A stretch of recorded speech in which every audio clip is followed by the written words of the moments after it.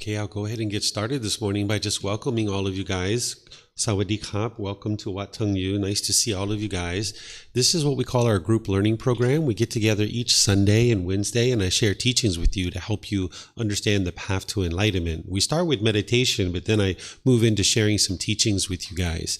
Today, we're in chapter 15 of this book that we use in order to guide our program. The book is titled Developing a Life Practice, The Path That Leads to Enlightenment. You can actually get this book for free. You can download it from our website. You can take it and go print it, or you can get printed versions from the temple or on Amazon. Today's topic is true love, love without attachment. So if you've had challenges in relationships and you're noticing that you're having difficulties with life partners or your parents or your siblings or friends, this is because the mind just doesn't yet understand what true love is, and the mind oftentimes isn't practicing true love. So therefore you have a hard time experiencing true love or identifying true love. So I'm going to be talking about true love today and helping you guys to understand what it is so that you guys can actually practice it. But we're going to start with meditation. I'll guide you guys in a breathing mindfulness meditation practice because this is an important aspect of your practice on your journey to enlightenment. This journey to enlightenment is to get to a mental state where your mind is peaceful, calm, serene, and content with joy in this life, where you no longer experience any anger, sadness, frustration, irritation, annoyance, guilt, shame, fear, boredom, loneliness, shyness, resentment, jealousy. Even the slightest displeasure is eliminated from the enlightened mind. This comes from training the mind. It doesn't come from belief. So the Buddha didn't teach a bunch of things to believe, and then by the time you die, something good happens for you. Instead, you're learning teachings now in this life. You're reflecting on those teachings to independently verify them, and then you're practicing them in order to transform the mind and uproot certain pollutions that are in the mind. So this meditation that we're going to do together is a way to help you train your mind and uproot some of the pollutions out of the mind. I'll talk a little bit about the meditation after we do it, give you guys a chance to experience it first, and then I'll explain to you what we're actually accomplishing in terms of wholesome qualities that you're developing and then unwholesome qualities that you're eliminating out of the mind based on doing the meditation. So if you'd like to join for meditation, I'll just give you some guidance on how to sit and be comfortable. If you're on the floor, if you're in a chair. Those of you guys that are on the floor, if you sit with your legs lightly crossed, this helps the circulation to flow. Some people like to put multiple cushions under their rear. This gets the hips up in the air and lessens the angle at the hips, the knees, and the ankles. Some people even like to put their legs off the mat. So it's not about everybody doing it exactly the same way because everybody's body is a little bit different. So you're going to need to find what's comfortable for you. Some people like to sit in chairs. And if you're in a chair, you might have your feet flat on the floor or crossed at your ankles. It's really up to you. Whatever feels comfortable. The hands and the arms, the Buddha put his right hand over his left with his thumbs together, and he put this into his lap. If this is comfortable, you could use it. But again, it's not about everybody doing it exactly the same way. There's other options here as well. Some people like to put their palms on their thighs or their knees or their palms up. Any of these options are available, and anything else that you might decide where the lower body and the hands and arms are nice and comfortable. The upper body should be erect. This keeps the mind attentive and alert during the meditation, whereas if you were slouched, the mind would have a tendency to be dull or lethargic. But if you are real rigid, the mind could have a tendency to be overactive or uptight. So you'd like the upper body to be erect so the mind stays attentive and alert during the meditation. This would be the middle. As we go into meditation, I'm going to use some chanting to kind of ease us into meditation. You're welcome to see these chants. They're on a laminated sheet on the table over there. They're in the original language that the teachings of the Buddha are captured in, which is the Pali language. And you're welcome to even chant along if you like. There's the English translations there so you can see what you're actually chanting. These aren't a rite, a ritual, or a ceremony, or worship, or prayer, or anything like that. The Buddha actually didn't teach any rites, rituals, ceremonies, or worship during his lifetime. We do these chants nowadays to help ease the mind into meditation in order to get more benefit out of the meditation itself. But during his lifetime, he used chanting as a way to help his students commit the teachings to memory because everything that he taught was oral. So he would do chanting as a way to help them every 2 weeks. They would chant and recite his teachings word for word as a way to commit them to the memory because there weren't books, there weren't YouTube videos or podcasts or things like this 2,500 years ago. So he needed to help them to commit the teachings to memory, and he used chanting. Every 2 weeks they would recite the teachings. As you read these chants with the English translations, you'll see that there's a lot of respect and a lot of admiration for the Buddha. So I suspect that he didn't actually even create these chants. These were probably created by his students, either during his life or after his death, because if you learned from a teacher who didn't want anything from you, didn't expect anything from you, and just out of generosity was sharing teachings to help you move from this anger and sadness and frustration and other discontent feelings to this mental state that's peaceful and joyful permanently for the rest of this life, you would probably have a lot of respect and admiration for that person too. So during the lifetime of the Buddha, and even now, there's people who have an amazing amount of respect and gratitude and admiration for him for what he did to discover these teachings by himself, to share them throughout his life, helping countless people get to enlightenment, and then preserve them in such a way that even today you can still experience the enlightened mind by learning and practicing his teachings. So if you'd like to chant these with me, you're welcome to. After we do the chants, I'm going to provide some guidance to be able to help you understand how to actually meditate while we're meditating together. Then there's going to be a period of time where I won't be talking at all. We'll just all be meditating together. Those of you here at the temple and those of you guys joining us online will just be meditating all together at the same time. After we do the meditation, then we'll come out of that with some chanting. And then I'll go into some teaching to help you guys understand more about this meditation. And then we'll move into our topic today, which is true love, love without attachment, where you can learn how to actually practice true love. So therefore, you're actually going to be receiving love and being able to identify it more readily. So if you need anything to make yourself comfortable, like more cushions or a chair or a chanting sheet, feel free to get that, and I'll just go ahead and get started so that we can move into meditation.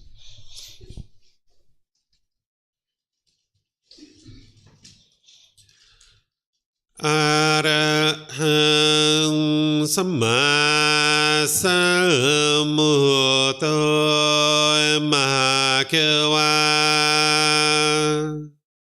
Wat Tung Mahakawanang Apivateyami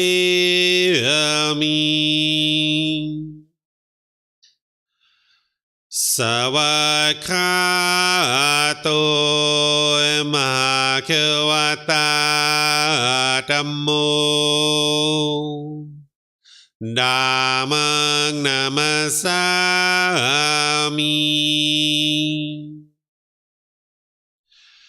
Supatipano Mahakavato Sāvaka Saṅkho Saṅghang Namami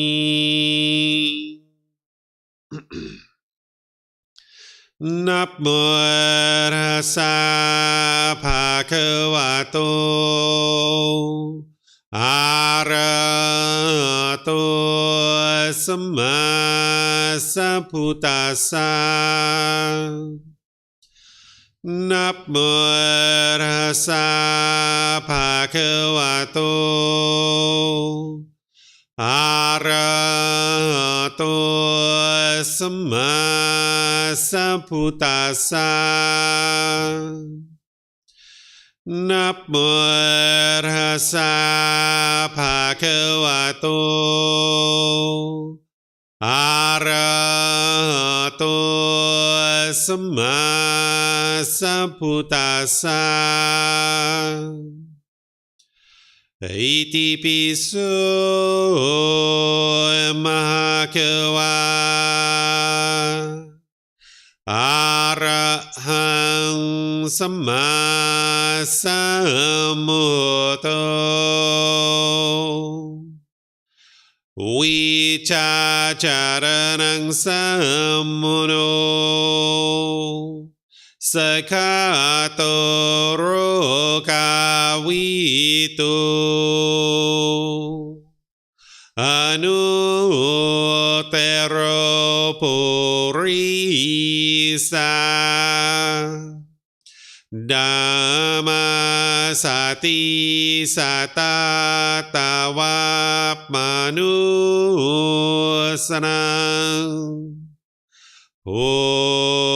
โตภะคะวะติ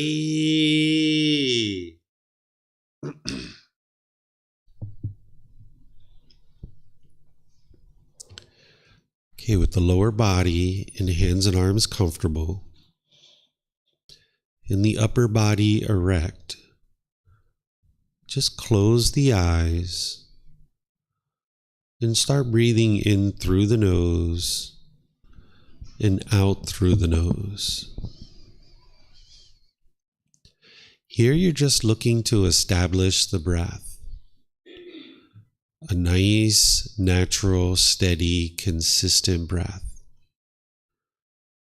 Not forced or controlled.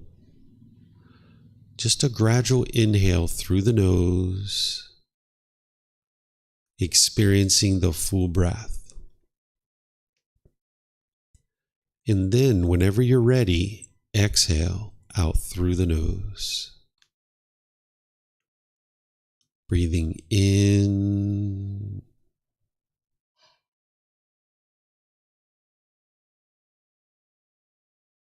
and out.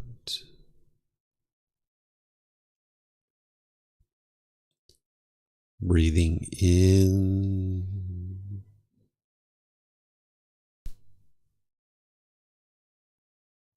and out.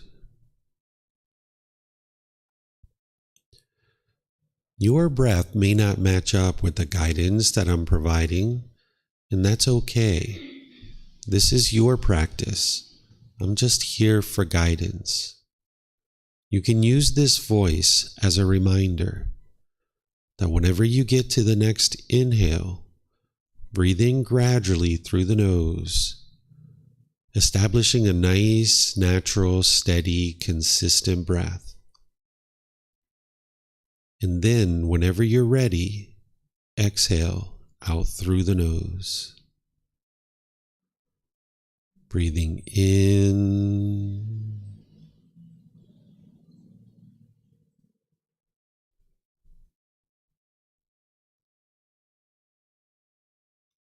and out.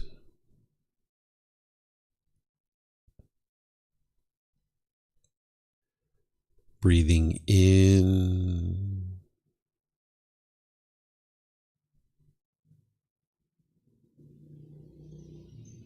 and out.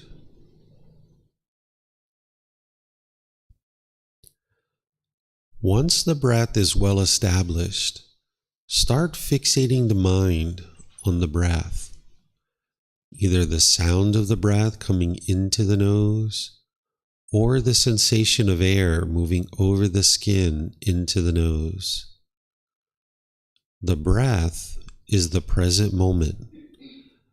Fixate the mind on the breath, the present moment.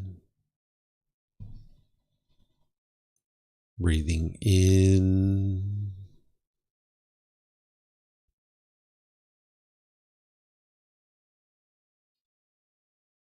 and out.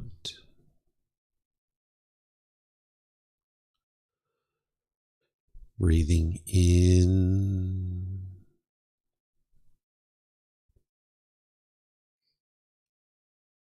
and out.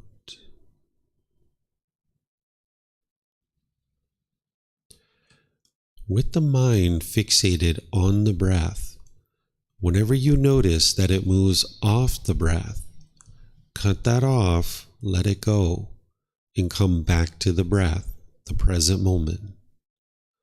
No need to observe the thought, label it, judge it, analyze it, or even try to figure out where it's coming from. Whenever you notice that the mind is moved off the breath, cut that off, let it go, and come back to the breath, the present moment. Breathing in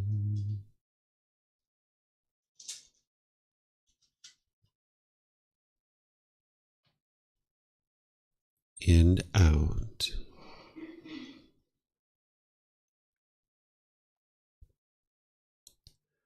Breathing in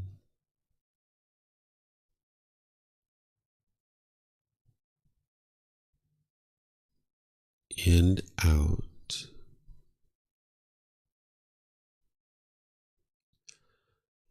I'm going to be quiet now and let you do this work of focusing on the breath, cutting off and letting go anytime the mind moves off the breath. You have nowhere to go. There's nothing to do. No one needs you right now. This is your time to focus on the breath. Breathing in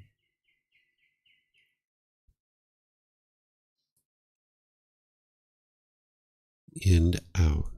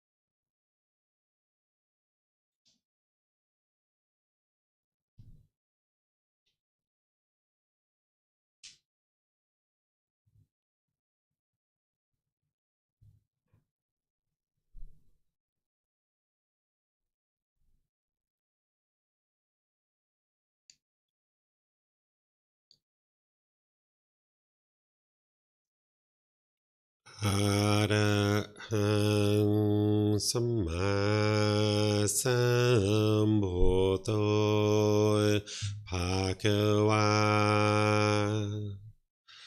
โอตังมะคะวันหังอภิวาเทมิสวากขาโตมะคะวะตาธัมโมธัมมังนามัสสามิสุปฏิปันโนภะคะวะโตสาวกสังโฆ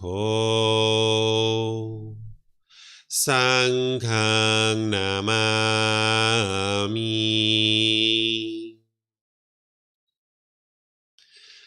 นะโมตัสสะภะคะวะโต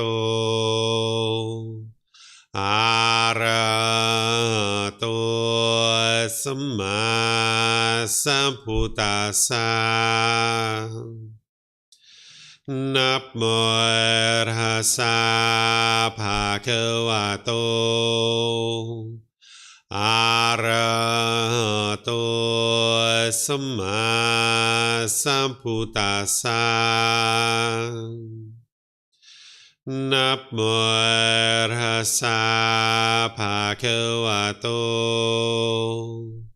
อะระหะโตสัมมาสัมพุทธัสสะอิติปิโสภะคะวะอะระหังสัมมาสัมพุทโธวิชาจารณังสัมมุโนสกขาโตโรกาวิโตอนุเตโรปุริสาธัมมาสติสัตตาตาวามนุสนังพุทโธภะคะวะติ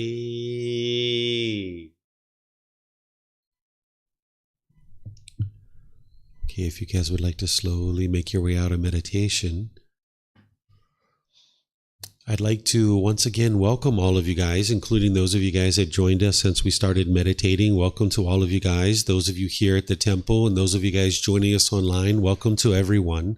If this is your first time here, I'd like you to know that there's a bathroom in the back of the room. It's the very last door on the right. You're welcome to use it at any time.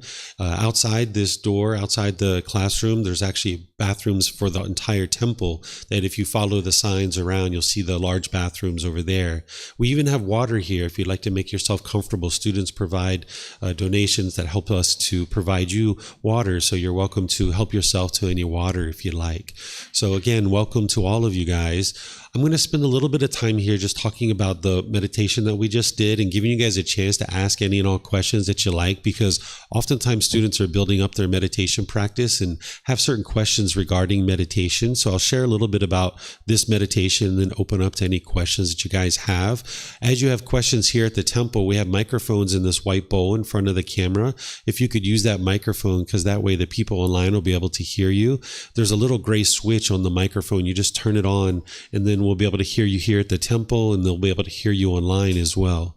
And those of you guys that are online, you can ask questions as well by putting that into Facebook, YouTube, or Zoom, and I'll be able to see your comment. And in Zoom, you can electronically raise your hand and ask any questions, and we'll be able to hear you here at the actual temple.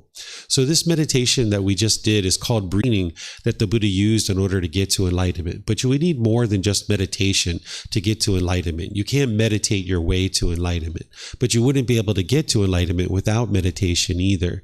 So this meditation is something that students build up in their practice. I refer to your practice as a life practice, that you're developing multiple tools and techniques in your life in order to help you move your mind to this enlightened mental state where the mind is peaceful, calm, serene, and content with joy. The mind no longer experiences any anger or sadness, frustration, irritation, annoyance, guilt, shame, fear, boredom, loneliness, shyness, resentment, jealousy. Even the slightest displeasure is eliminated from the enlightened mind. You will never again experience anger or any of those other discontent feelings when the mind is actually enlightened. You'll experience concentration, focus, clarity of mind, deep memory. You'll see your personal, professional relationships will blossom. You won't even ever experience a bad mood any longer by the time you get to enlightenment, because all the conditions that are causing the bad mood have been uprooted and eliminated from the mind. And the meditation is part of what's helping you to be able to accomplish that, along with other tools and techniques that the Buddha taught. In this meditation, we call it breathing mindfulness meditation because you're focused on the breath and you're developing mindfulness and concentration. These are wholesome qualities that you're developing in the mind that oftentimes the unenlightened mind doesn't have. And you're going to need this in order to move your mind to enlightenment. You're going to need the mindfulness or the awareness of mind. And you're going to need the concentration, the focus, the clarity, so that then in daily life, you can be aware of what's going on in the mind. And you can have concentration and focus in all the daily tasks that you have, whether they're personal or professional tasks that you're looking to focus your attention on. You'll be able to have that focus and concentration if you've been training your mind in this way on a consistent, ongoing basis. I recommend for students to build up over time. You can build up your practice to that point. And oftentimes it takes 6 months, a year, even 2 years for students to build up to 2 or 3 sessions for 30 minutes or more. There are certain things in your life that you're probably doing right now that are maybe unbeneficial.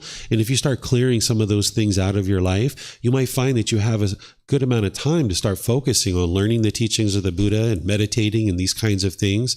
So if you slowly but surely build up your meditation practice to 2 or 3 sessions per day, this will help you develop that mindfulness and concentration.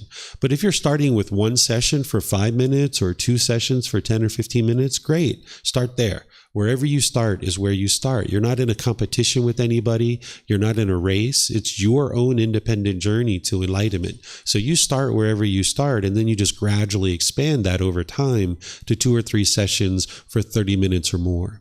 Not only are you developing mindfulness or awareness of mind and concentration, those are the wholesome qualities that you're developing, you're also eliminating a certain unwholesome quality in the mind. There's a certain unwholesome quality, there's actually multiple that the Buddha discovered in the unenlightened mind, and then he gives you the tools and techniques to eliminate them. But in this particular meditation, one of the unwholesome qualities that you're eliminating is craving, desire, attachment. This is the mind longing, yearning, chasing after the objects of your affection, wanting things to be a certain way. And if you get things the way that you want, you will get happy and excited and elated. But if you don't get things the way you want based on your cravings, your desires, your attachments, your wants, your expectations, you will then experience painful feelings. So those pleasant feelings are like happiness, excitement, elation, thrill, exhilaration, euphoria. And those are only temporary. They arise, they change, and they fade away. This is why you ultimately end up back into the painful feelings like anger, sadness, frustration, irritation, annoyance, guilt, shame, fear, stress, anxiety. All of these painful feelings are very painful to experience. And this is all being caused by the mind itself. So when you're training the mind to let go, then you can get to the point where ultimately the mind doesn't have craving, desire, attachment, and you can get to this peaceful and joyful mental state because you've eliminated the condition that's causing the mind to experience these painful feelings. So now if you've been training in meditation to cut off and let go, you're training the mind to easily let go. You're not training the mind to eliminate your thoughts. Sometimes people think that's the case when they hear the guidance in this meditation, that you're training to eliminate your thoughts, but that's actually not what you're doing. You're actually training the mind to get that mindfulness, that concentration, and the ability to easily let go when there is a thought. So that's why in meditation, you're cutting off anything and everything that arises, even if it's a wholesome thought, you're cutting it off in meditation. But then in daily life, when you're going out and about in your daily life with your mindfulness, with your awareness of mind, with that concentration, It's only the unwholesome thoughts that you're cutting off in daily life. So if you're in daily life and you have a thought, cut that off and let it go. Same thing if you see any cravings, desires, attachments, any longing or yearning, chasing after something. If you understand that ultimately your mind's going to end up in painful feelings by chasing after the objects of your affection, when you see with your mindfulness that your mind is longing, yearning, and chasing after things, you can cut that off and let it go. So in meditation, we're cutting off anything that arises just because you're training your mind to let go. But in daily life, you're only training the mind to cut off unwholesome qualities. And this is the same way that a professional athlete trains. A professional athlete will exercise their muscles. They'll have a certain sport like maybe pole vaulting. That might be the sport that someone chooses to do. But when they're in the gym, they're doing weight training, cardiovascular training, agility training. It looks very different than what they do in their sport. So they're exercising the body in one way, and then they're using the body in a different way in their actual sport. So the same thing is true about the mind. When you're exercising the mind in meditation, you're exercising it in one way. And then when you go out into the world, you're practicing in a slightly different way. But those qualities that you develop in your meditation, you're applying them in your daily life, much like a professional athlete will perform the qualities or use those qualities that they cultivated in the gym. They'll use those in their daily life. So this is what you're doing in meditation. If you notice that during your meditation you had a bombardment of thoughts, this is very normal when you're first starting out. You might have had rapid thoughts coming into the mind, or you might have had a thought and then you indulged in that thought for a period of time. And then maybe 2 or 3 minutes down the road, you realized, oh yeah, that's right, I'm meditating. Let me bring my mind back to the breath. This is what the mind does when it's untrained and it's undisciplined. So you're not a bad person. You're not bad at meditation. You haven't done anything wrong. It's just what the mind does when it lacks a certain amount of training. But as you train your mind more and more, you'll gain more control, more discipline of the mind. Because when your mind's angry and sad and frustrated and all these other discontent feelings, you don't have control over the mind because it's undisciplined. It's like a wild animal going out into the forest and, frolicking in the forest and being sad and angry and frustrated and irritated. But when you start training your mind in meditation, you can gain this control. Thoughts, or you indulge in the thought for a period of time, it's completely normal. The difference is that by the time your mind gets to enlightenment, you'll have thoughts during meditation, but you'll notice them right away and you'll be able to easily cut them off and let them go. There'll be periods of time where your mind will be quieted and stilled. By the time your mind gets to enlightenment, where you can be meditating and you'll have a thought, you'll notice it, you'll cut it off and let it go, bring the mind back to the breath, but then it'll be quieted, it'll be stilled. You won't have that bombardment of thoughts by the time you get to enlightenment, but that's going to take time. It's gradual training, gradual practice, and gradual progress that leads to your enlightenment. One of the biggest myths about the life story of the Buddha is people think he sat under a tree, he meditated, and instantly got to enlightenment. This isn't actually true. He says it very clearly in his teachings that it wasn't instantaneous that he got to enlightenment, that it was gradual training, gradual practice, and gradual progress. And that's why he spent 45 years from the age of 35 until 80. When he gets to enlightenment at the age of 35, he dedicates the rest of his life to sharing his independently discovered teachings that lead to enlightenment. And then he ultimately dies at the age of 80. He didn't teach a bunch of rules or commandments. He wasn't trying to guilt or shame or fear you into anything. He had already got to this peaceful and joyful mental state. He wasn't even trying to convince you to do anything. He wasn't pressuring you to do anything. He's just helping you to understand what he did in order to get to this enlightened mental state, to the peace and joy. And if you're interested in experiencing that, the teachings are available to you, and you're on your own independent journey with the guidance of teachers. You're going to need teachers. A Buddha can get to enlightenment by themselves without the help of any teachers or any guides. That's one of the criteria of what makes a Buddha a Buddha. They independently discover the teachings that it takes to get to enlightenment. And through that, they dedicate the rest of their life to sharing their teachings with countless people. And countless people get to enlightenment during that person's lifetime. And then they preserve their teachings in such a way that countless more people can get to enlightenment after their death. So these are the three main criteria of what makes a Buddha, is they independently discover the teachings that lead to enlightenment without the help of any teachers or any guides. They dedicate the rest of their life to sharing those independently discovered teachings with countless people, helping people get to enlightenment during their lifetime. And then they preserve their teachings in such a way that countless more people can get to enlightenment after their death. So a Buddha existing in the world is very rare. You'll be able to get to enlightenment and you'll thoroughly be fulfilled and thoroughly satisfied getting to enlightenment. But at that time, you're not an actual Buddha. Some people will tell you that if you get to enlightenment, you are a Buddha, or you currently have Buddha nature. Sometimes this is what you might hear in the world. But the Buddha himself didn't actually say that. He talked about a Buddha being very rare in the world. The last one that the world is currently aware of existed over 2,500 years ago.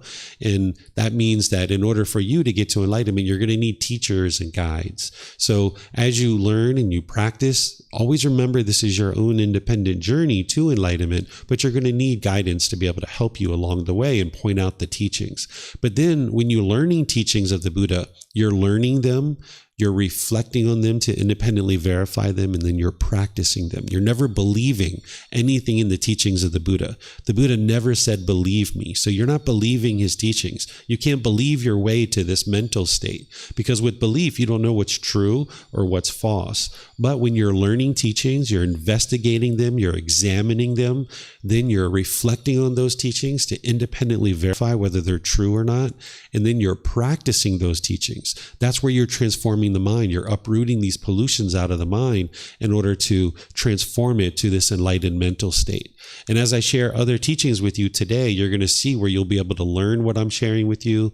You'll be able to independently reflect on it to verify that it's true. And then you'll be able to practice it and be able to see the real results. That this topic that I'm going to share with you about true love, you'll be able to understand what that is, and then you'll be able to practice it, and then you'll be able to see how your relationships will become more fulfilling and more satisfying as you're practicing more and more true love.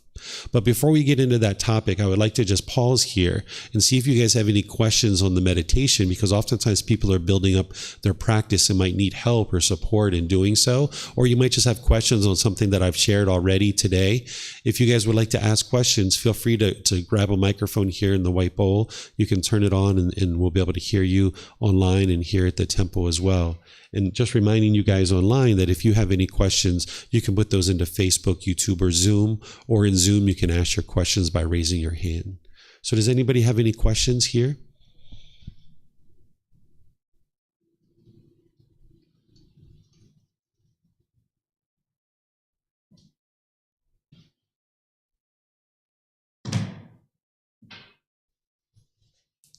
No questions? Okay. So maybe we'll just go right into studying true love. Let me see if I have any questions online here.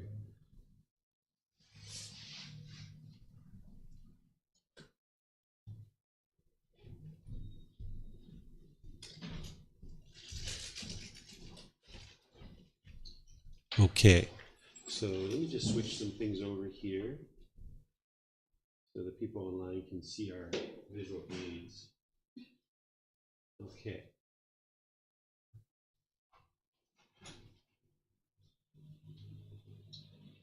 Okay, so to talk about this topic of true love, it's first important to refresh your memory of the Four Noble Truths. If there's anybody who studied the Four Noble Truths with me, if you haven't studied the Four Noble Truths before, and this is your first time maybe studying the teachings of the Buddha, this will be a good way for you to start understanding what the real problem is in the unenlightened mind. Because in order to understand true love and love without attachment, you need to first understand what the problem is in the unenlightened mind and the cause of that problem. So the problem that the Buddha describes in the unenlightened mind are these discontent feelings, these conditional feelings, where the unenlightened mind forms a certain feeling based on some condition. For example, if you wake up in the morning and you see it's sunny outside, you might get excited, you might get happy, you might get so elated that it's sunny outside, because now you can go outside, you can go hiking, you can go play, you can go outside with your friends or something like this. This is the mind having a conditioned feeling that you get so excited and so happy based on some condition.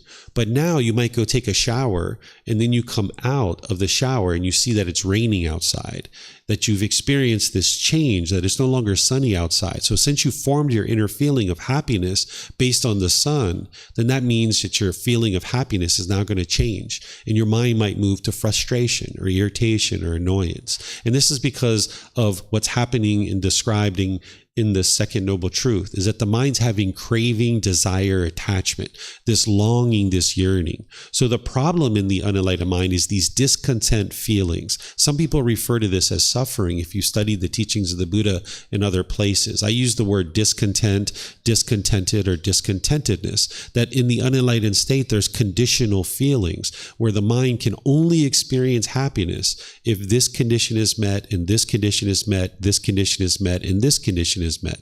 So if your bank account is this, if your mom does this, if your boss does this, if other people do these things, then you'll be happy. But if those conditions aren't met, then your mind moves to these painful feelings of maybe sadness, anger, frustration, or others.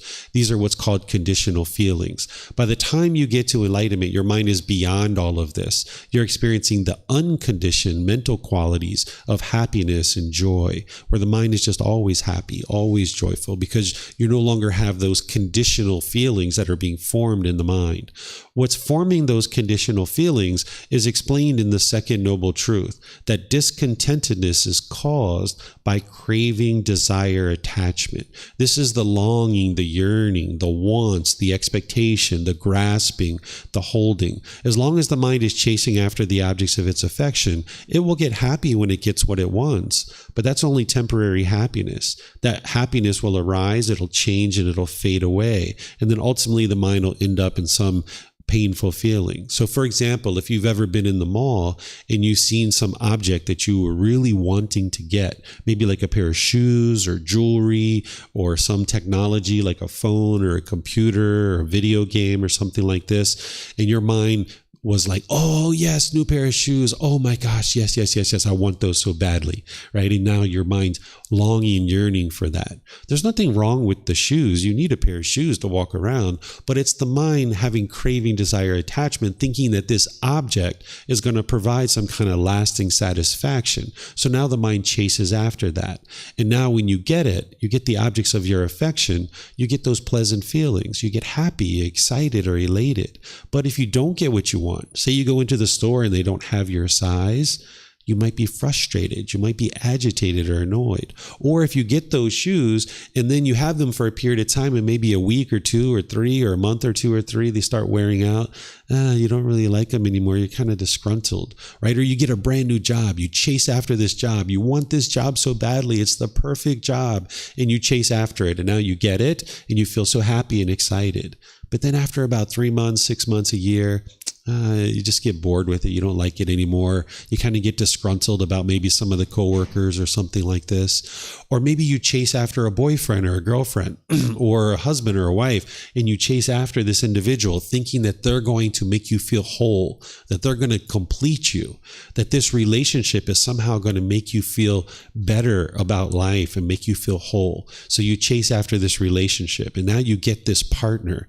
And at the beginning, you feel happy, excited, elated. You're going out to lunch together, maybe dinner. You're having great conversations. You're going to the movies. Maybe you're having intimate contact, and you feel so excited that you've got somebody in your life. That this is because of the craving, desire, attachment. The mind is longing, yearning, wanting things to be a certain way.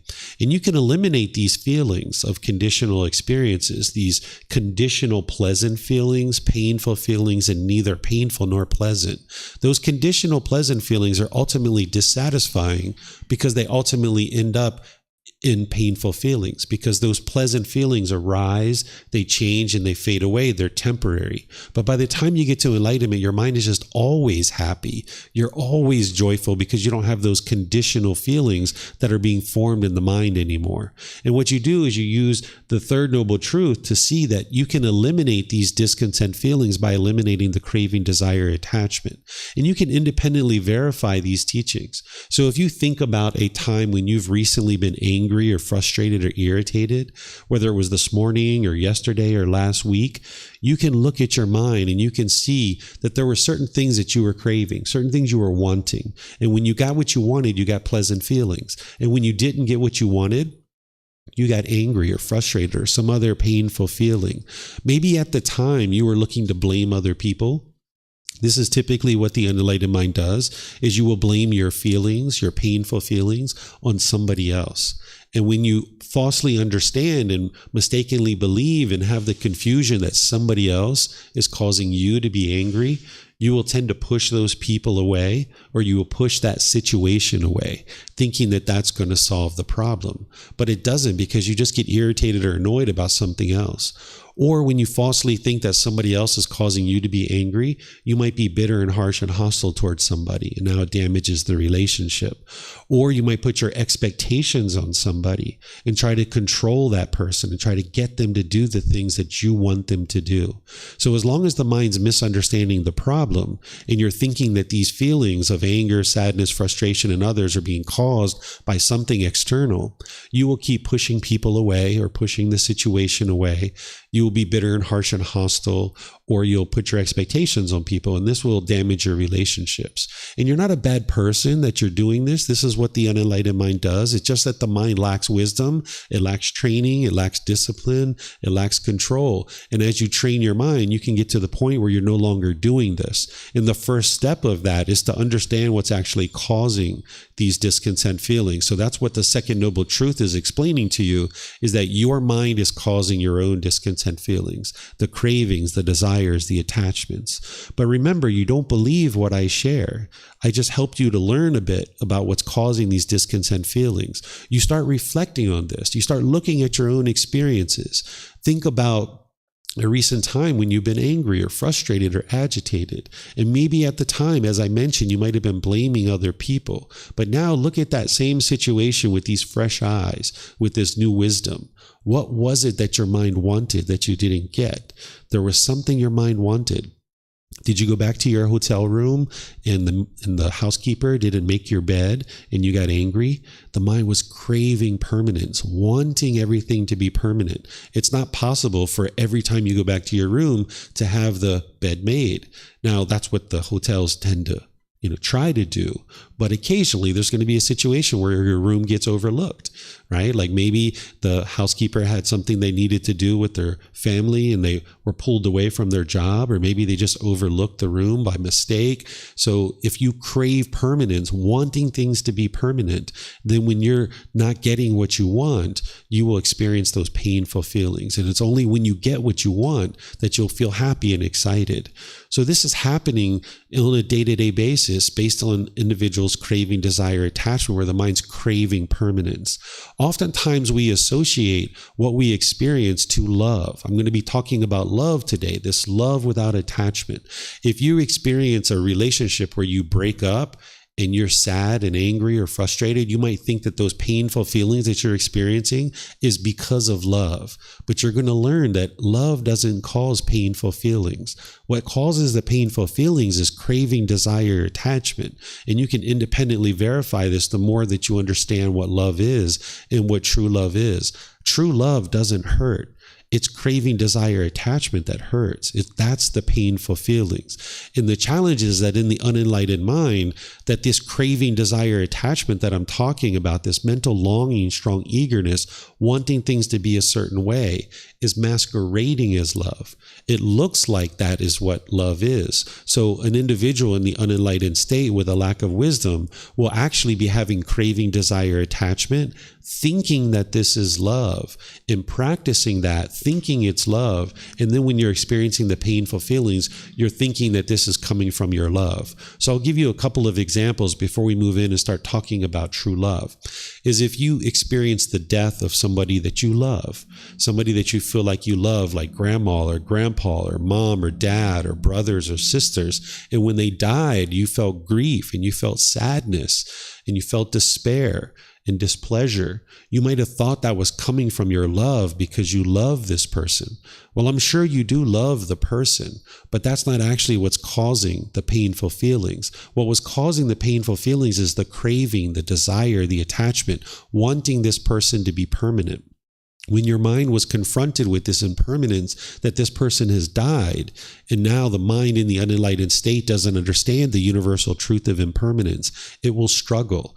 You wanted grandma to be permanent. You wanted grandpa or mom or dad or brothers and sisters to be permanent. And now when you experience this death, the mind doesn't understand this impermanence. And because you're craving for them to be permanent, then when you are confronted with this impermanence, the mind doesn't like that. And now it experiences the painful feelings. The same thing is happening if you've ever been at a wedding and you've grieved at a wedding, or you saw people around you grieving at a wedding. This is because the mind's craving permanence. It's not the death. It's not the wedding. It's that the mind is craving for this person to be permanent in your life. And now when they're at a ceremony where they're going off into the world with a partner, this represents impermanence to the mind. So mom and dad and brothers and sisters and grandma and grandpa might be grieving or sad or crying during this time. Or if you were ever dropped off at college, or you dropped your kids off at college and you grieve during that time, it's craving, desire, attachment. The mind is craving for this individual to be permanent in your life, and the mind doesn't understand impermanence. And because it's longing and yearning and trying to hold on to this relationship permanently, when you experience impermanence, the mind doesn't like this.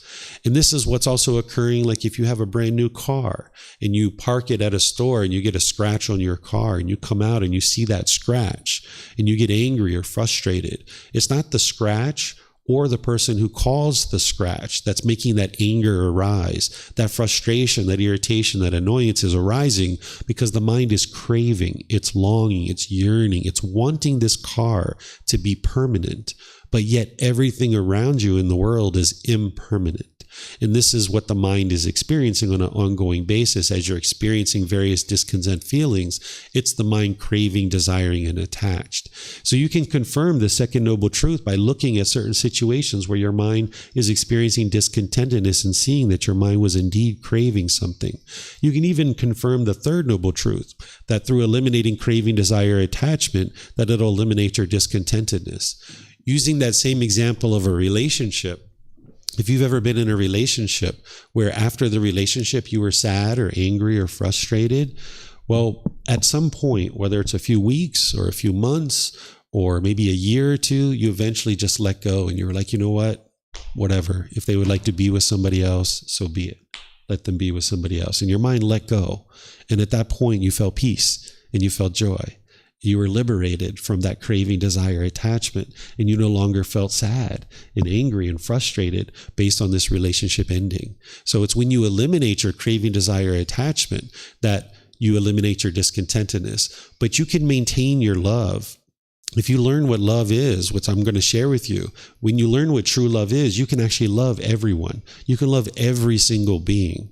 We're not talking about, the type of love that where maybe you're having sex with somebody. That's a different type of experience that you're having with that particular person based on your role and your experience with that person. The love that I'm talking about is true love. What true love is loving without attachment, having this genuine interest in seeing an individual be well. That's what true love is where you have this active goodwill for an individual.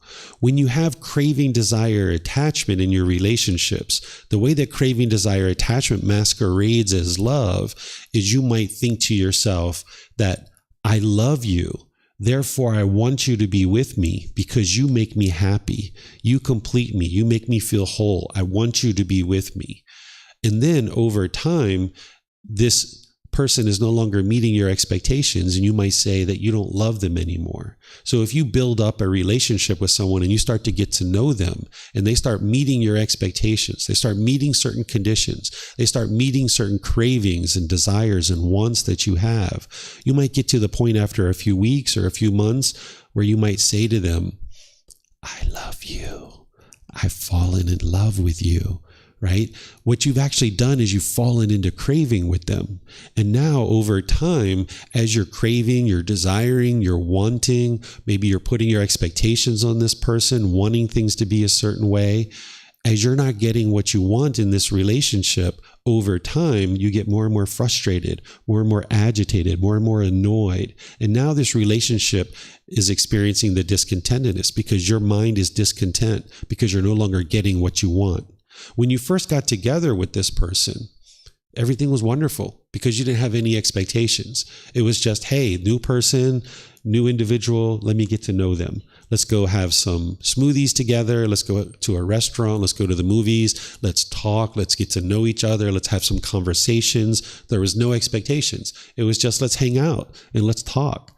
So there was no expectations. So everything was wonderful. But then over time, multiple months, multiple years, the expectations started coming, maybe from your side and also maybe from their side. They were putting expectations on you.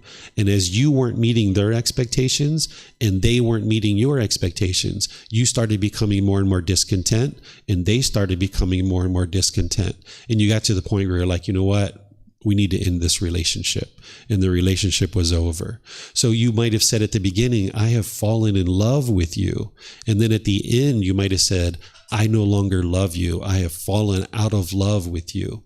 But what's really happened is at the beginning, they were meeting your expectations. They were meeting what you wanted them to do. They were meeting the conditions that you had in your mind of certain cravings, desires, attachments. And you were maybe meeting their cravings, desires, attachments. And they were saying, I love you too. And then as long as this person was meeting your expectations, you would say, I love you. I love you. I love you. I love you. And you kept being interested in this person being in your life. But then over time, when they stopped meeting your expectations and they stopped doing what you wanted, you got to a point where you said, I don't love you anymore. Or you might not have said it, but you might have thought it in your mind that, hey, I don't love this person anymore. I've fallen out of love with them. Well, this isn't actually love. This is craving, desire, attachment masquerading as love. You might have had love in there, but it was being polluted by this craving, desire, attachment, wanting things to be a certain way. And as long as you have this true love that maybe is in your mind, where you do have a genuine interest in seeing this person be well, you do have active goodwill for this person, but as long as it's tainted with craving, desire, attachment, that person isn't going to be able to feel your love and experience your love. What you're putting out is, yes, you would like to see this person be well, but you might be putting your expectations on them. You might be trying to control them to do things a specific way. And as long as you're doing that, then the relationship is going to experience discontentedness because your mind is going to be discontent, because if thinking that that's solving the problem, you will be bitter and harsh and hostile with people, or you'll put your expectations on people and think that that's your love, that you can move into somebody's life, tell them what to do, try to get them to do things your way. And if they do things your way, you'll feel happy. But if they don't do things your way, you'll get sad or irritated or frustrated. Maybe you're having that experience with your parents. Maybe if you see something going on in your parents' life, you feel like you know what's best for them. And maybe you want to go into their life and tell them what to do and tell them how to do it.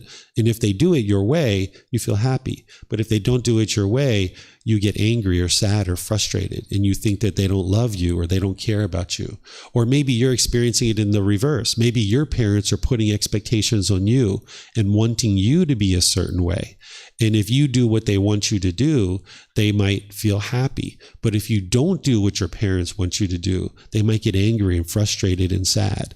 And this is happening in relationships with parents, with siblings. You might have expectations of your siblings, or your siblings might have expectations of you. And if you do it their way, they get happy. And if you don't do it their way, they get angry and frustrated. And now you guys have arguments in your relationships. And this is happening with life partners. If you've had a life partner, or if you've had children, you might be doing this in your relationships with your children.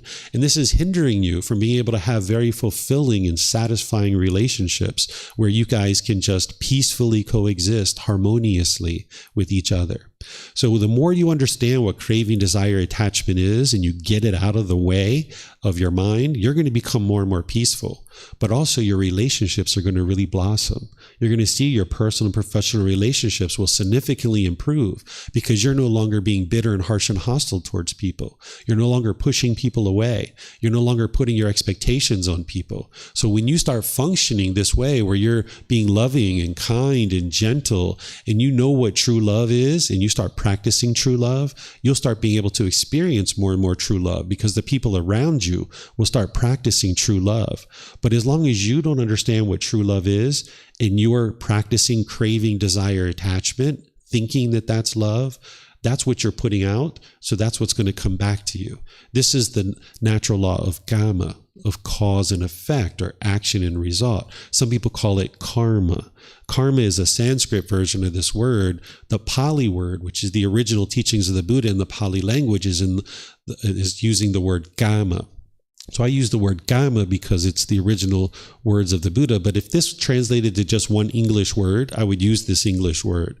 The word karma or karma, it's not mystical or magical. It's not a black cloud following you around. It's not about punishments and rewards. It's not about who's at fault. There's no being that is controlling this natural law of karma. It is literally the results of your decisions. Whatever decisions you make, either wise or unwise, it's going to produce a result. And if you make a wise decision, it's going to produce a wholesome result, and you're going to experience that coming back to you. And if you make an unwise decision, then you're going to experience unwholesome results or unwholesome karma. So there's this wholesome karma and unwholesome karma, or wholesome results and unwholesome results. So when you lack wisdom of the natural law of karma and you're practicing craving, desire, attachment, thinking that that's love, you're making unwise decisions. And now when you're in your relationships, making these decisions through craving, desire, attachment, wanting things to be a certain way, these unwise decisions are going to produce unwholesome results. And one of the challenges in the unenlightened mind is it just doesn't understand what it doesn't understand, that the mind lacks wisdom. So you can be out there in the world thinking that you're showing all kinds of love to people, and you can be utterly confused why people don't love you back, because you're out there making these unwise decisions, thinking that craving, desire, attachment is love. So you're practicing this potentially craving, desire, attachment as love. And then when people are coming back to you, you're experiencing all this unwholesome results, where maybe people are trying to control you. Maybe people are bitter and hostile and harsh to you. Maybe people are pushing you out of their life, trying to push you to the side. And this is the results of your decisions of just not understanding what you don't understand. You don't understand what true love is. So therefore, as you're practicing craving, desire, attachment, thinking that that's love, now because of that unwise decision, you're experiencing these unwholesome results of people choosing to push you away, people being bitter and harsh and hostile with you at different times, or people putting their expectations on you. So when you clean up your practice by gaining wisdom and training your mind, and you start practicing more and more true love, what you'll see is, because you're putting out true love, you'll see more and more true love coming back to you, and you'll be able to identify true love. So let me explain to you what true love is, now that maybe you understand what craving, desire, attachment is masquerading as love.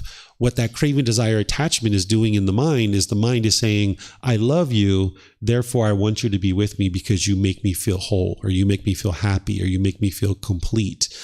That's selfishness. That's not actually love. And I realize that you may not think about that at this point, but it's important for you to see true reality, that that's the mind being selfish. I'm not saying you're a selfish person or you've done anything wrong, but this is just what the unenlightened mind does when it lacks wisdom, is that it oftentimes functions through its own selfish desires. I want this from you, so therefore I want you to be with me because you make me happy. This is the mind being selfish. But now if you understand what true love is, it's not that I love you, therefore I want you to be with me because you make me happy. It's I love you, therefore I would like to see you be happy. I have this genuine interest in seeing you be well. Of course, you're interested in this being well too. If you're going to have true love for others, you need to have love for this being who you are as well, so that you have this genuine interest in seeing this being be well, this active goodwill. So rather than make it about, I love you, therefore I want you to be with me because you make me happy, it's, hey, I love you, therefore I would like to see you be happy. I would like to see you be well. I would like to practice this active goodwill towards you. And what that means is that you support this individual, you encourage this individual. Because over here, what you're doing with craving, desire, attachment is sabotaging a relationship. If you're saying that I want you to I want you to be with me because you make me happy. Oftentimes you crush the relationship when you're putting your expectations on somebody. It oftentimes sabotages the relationships and crushes it. But over here with true love, which is without attachment, you're supporting the relationship and you say, I would like to see you be well. And part of being interested in seeing someone be well is that you understand that that individual making their own decisions and being comfortable with other people making decisions that are different than the decisions that you would make, that's okay. That not everyone's going to make decisions the same way as you. With craving, desire, attachment, you're going to potentially be wanting other people to make decisions in the same way as you. And it's only when people make decisions in the same way as you that you can be happy, that you can be excited. That's the craving, desire, attachment. But when you realize the universal truth of impermanence and that we've all had different experiences in life and that we all make decisions differently in life, then you understand that when someone makes a decision different than you, that's okay. That mom and dad and brothers and sisters and boyfriends and girlfriends, they're not going to make the same decisions in the same way as you because they've all had different experiences than you. But if you have craving, desire, attachment, you might try to forcibly convince this person to make decisions in the same way as you because you're wanting something, you're expecting something. So let me give you a simple example on this. Say you're in a relationship with a life partner and maybe you guys are hanging out at home. And now you learn about this brand new movie that's coming in to the movies and you're like, hey, I would like to go see this movie. Do you want to come with me? Maybe it's Superman or Batman or I don't know what the different movies are nowadays, right? Different movies out there, right? So you say, hey, would you like to come to the movies with me? And they say, no, I would like to stay at home. Well, if you have a craving for this person to go to the movies with you, you might be like, come on, like you got to go to the movies. Come on, I want you to go. Like it's going to be fun. We're going to get popcorn. Come on, let's go. They're like, no, I would like to stay at home. You're like, come on. You got to go to the movies. It's the new Batman. Like who doesn't want to see the new Batman? Come on, let's go. Right? And you're kind of pressuring this person to do something your way. This is the mind having craving, desire, attachment. Whereas if you can love this person as they are, and you can just have this true love where you don't put your expectations on somebody. When you say, would you like to come to the movies? And they say, no, I'm going to stay at home. Okay, great. Have a good time. Right? And then you're off to the movies. Right? And you can enjoy yourself without them. If they come, wonderful. That'd be great. Let's hang out together. Let's go to the movies. But if they don't come, that's okay too. And the fact that they're choosing not to come, it doesn't mean they don't love you. It doesn't mean they don't enjoy spending time with you. It's just in that particular moment, they're interested in staying home, right? And they're interested in resting and relaxing. And you need to recognize that that's what that person needs in that particular moment. Because if you pressure them to come, let's just say they ultimately relent and they actually come. They're going to be grumpy. They're going to be irritated. They're going to be annoyed. They really don't want to be there. They're only coming because they were kind of pressured into it. They ultimately made the decision to come, but it was your craving, your expectation, your desire, your wanting, kind of pushing them repeatedly that they ultimately decide to come. Or if they don't come, right? And you have this craving, desire, attachment. Now you're going to be irritated that they won't come. So as long as you have craving, desire, attachment, either you're going to be irritated or the other person is going to be irritated. But when you can accept what people say, when you can accept their decisions as they are, love this person as they are, understanding that they're going to make decisions differently than you, and that's okay. And it's not just a simple example like a movie. There's many things in our life that we interact with our parents, our brothers, our sisters, our life partners, our children, where you might disagree with the decisions that they're making. And that's okay. That's impermanence. Just like when I was teaching you guys meditation, I said, hey, you can put your hands like this. You can put your hands like this. These are all the different options. And if none of these options work, come up with your own option, right? It's your own decision. If you would like to use the bathroom at any time, go ahead, use the bathroom. If you'd like to go get some water, or if you'd like to leave the class, leave at any time. It's your decisions, right? So if you have an expectation or a craving or a desire, wanting things to be a certain way, you can only be happy when those things exist. And you can't experience a time where everybody in the world around you is doing things your way. As long as you have the expectation or the craving or the wanting that people are going to do things your way, You're only ever going to be happy with one person in the world. Do you know who the person you're going to be happy with? Who are you going to be happy with? Yourself, right? You're the only person you're ever going to agree with 100% of the time. So if mom or dad or life partners or brothers or sisters are making decisions you disagree with, okay, you disagree with their decisions. You can offer them support, you can offer them guidance, you can offer them advice, but ultimately they may not be interested. You can say, hey brother, I noticed that you're doing that. Are you interested in hearing my thoughts? Would you like some advice on that? They might say, yes. What do you have? You might share that with them. And then they might say, no, I'm not interested. Okay. Let them do whatever they're going to do. And if they struggle, if they have difficulties, if they fall down and stumble, that's their decision. You're going to need to be comfortable with that. With your craving, desire, attachment, you might be wanting to run in there and protect everybody from all the harmful decisions that they're going to make. But this is just putting your expectations on them and you're trying to control them to do things your way because you're struggling. You're going to experience painful feelings if you see them struggle. That's your attachment to them. But when you can eliminate your attachment, you can see that part of the struggle. But then when you look at mom or dad or brothers and sisters going through the same experience, you realize that you might have the wisdom to help them, but they're not interested. They're just not interested. They may even say that they are interested. I had this situation occur many times where my mom would come to me and she would say, David, I'm experiencing this, that, and the other thing. I would like to hear your advice. What do you recommend? And then I would share it with her. She said, you know what, David, I think what you just shared with me is exactly the best way to do things, but I'm not going to do it that way. I'm going to go do it a different way. I said, okay, Mom, be well. And then she would go away. She would come back 6 months later. Yep, David, you were right. I did it my way. Everything got messed up. And, I should have listened to you the first time. I should have known, but I didn't do it your way, and now I'm struggling because of that. I'm experiencing this, and this, exactly like you said. So you need to be comfortable with other people going through those struggles and difficulties. That's one of the ways they're going to cultivate wisdom. But if you're attached to them, you're going to want them to always be well. You're going to want them to never experience any painful feelings, because when they're experiencing painful feelings, you experience painful feelings. This is because of your attachment.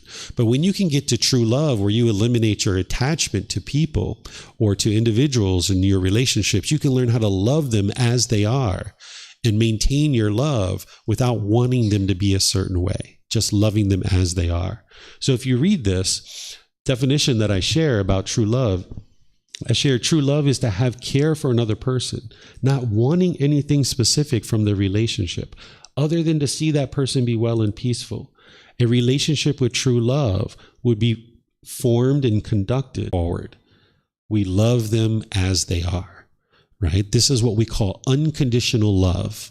This other aspect that I've been talking about, if we called it conditional love, even though there's no such thing as conditional love, what true love is unconditional love. What conditional love is if you do this, you do this, you do this, you do this, you do things my way, I will say I love you. That's not love. That's the selfishness that I was talking about. What unconditional love is I love you as you are. You didn't do anything to earn my love, so therefore there's nothing you can do for me to fall out of love with you. If you truly love somebody, if you have true love for somebody, you don't fall in love with them and you don't fall out of love with them. That's the craving, desire, attachment masquerading as love. But if you have unconditional love, you love someone as they are, and no matter what they do, you still love them. This is where you learn how to love the person while you may disagree with their decisions.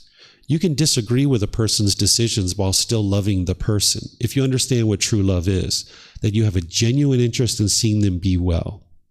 Let's say somebody murders somebody that's close to you, right? Let's say somebody murders somebody. You can disagree with their decision. You can disagree with it's unwise to murder somebody, but you can maintain your love. Love is a genuine interest in seeing this person be well. Sure, this person who murdered needs to go to jail perhaps. They need to go to rehabilitation. They need to learn that it's very unwise to murder somebody. But being hateful, being vindictive, being angry, being frustrated with this individual is doing nothing but harming your own mind. you're just harming your own mind. So this is a pretty extreme example of somebody in your family maybe get murdered and having love for the person who's murdered this person. It doesn't mean you're interested in going and having dinner with this person. You're not interested in sitting down and having a chat perhaps, but you can maintain your love where you have a genuine interest in seeing this person be well while disagreeing with their choices and decisions. It's the same thing if you've had boyfriends or girlfriends. If you're at the point where it's like, yeah, that boyfriend or girlfriend, I'm not interested in being with them anymore, but I still love them, meaning I would like to see them be well. So every single ex-partner that I've ever had, I love them. I still love them. I'm not interested in being with them anymore. We're not in a relationship anymore. They're off doing other things in their life, but I still love them. I have this genuine interest in seeing them be well. So just because our relationship didn't go forward for the rest of this life, for the period of time that we spent together, I learned a lot in those relationships. I learned a lot about myself. I learned a lot about other people. I learned a lot about the world. So I value those relationships and I love those individuals. I loved them before I met them and I still love them now, even though we're out of the relationship. My love isn't contingent on whether we're in a relationship or not. If you have conditional love, which again isn't love, it means that only when these conditions are met can I say I love you. But then when those conditions are met, I don't love you anymore. That's craving, desire, attachment masquerading as love. But if you can get to this unconditional love, you can love people before you ever met them. So like when you guys are showing up here, I already love you before you ever come, before I ever met you. I already love you, meaning I'm interested in seeing you be well. I have this genuine interest in seeing you be well. And this is one of the reasons why I shared the teachings of the Buddha and helping people to understand what they are, because I have this genuine interest in seeing you be well. That's my only interest.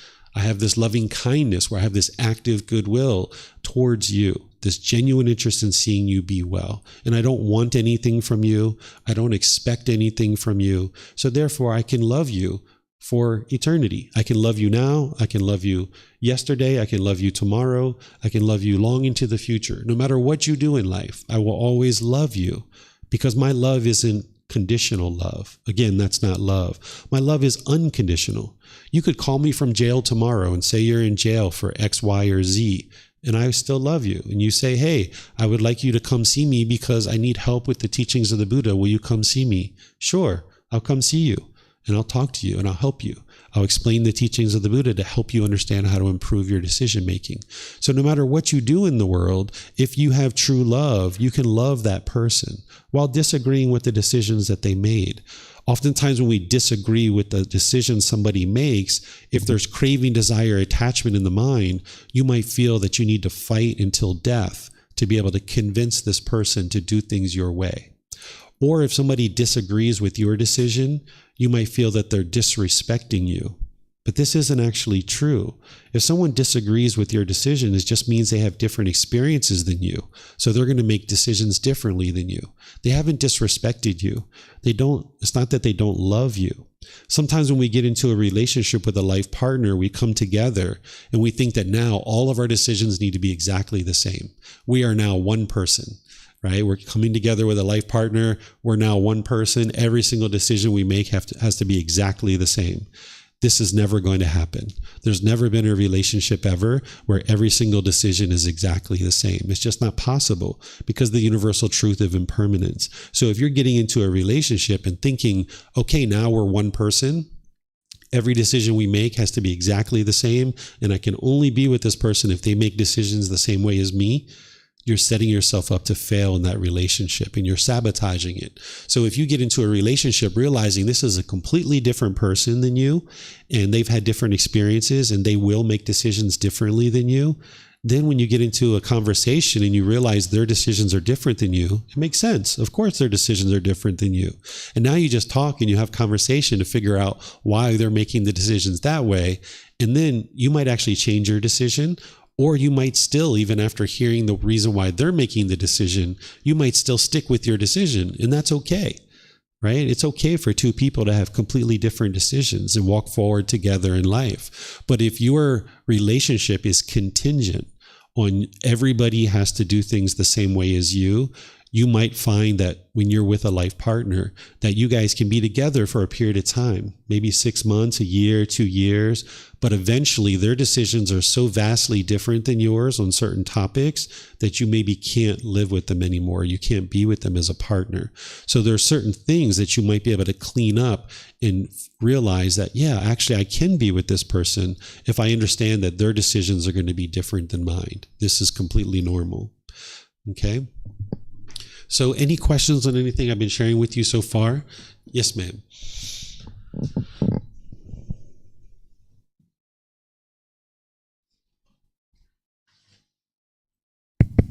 Okay. Just to play a devil's advocate here. So you might say, like, why care about love then? If it's, I mean, I can go without love if it's not about someone adding something to my life by making my life easier, or by doing things the way that I want them to be, or by contributing to my happiness by, doing things that I like. So why would I care about love? I mean, I can just go without that. It doesn't seem to serve a purpose. Okay. So the first part of what you were saying about how having a relationship with an individual, it contributes to your life. That's one of the reasons why we have relationships, is because it contributes to our life. But it's a matter of not wanting it and expecting it. That as soon as you want it and expect it, that's when you're setting yourself up for discontentedness. Because if you want this person or expect this person to be a certain way, you can only be happy when that occurs. But when you can get to the point where your mind is practicing true love or unconditional love, you can love this person as they are. You don't have any expectations of them. You don't want anything from them. So therefore, no matter what they do, you're completely fulfilled. And now this person being in your life, it contributes something to your life, but you're not wanting it. You're not expecting it. Mm-hmm. Anything else you guys have questions about? We have some questions. You have a question? Yeah, go ahead. Get a microphone. Yeah. We have some questions online as well.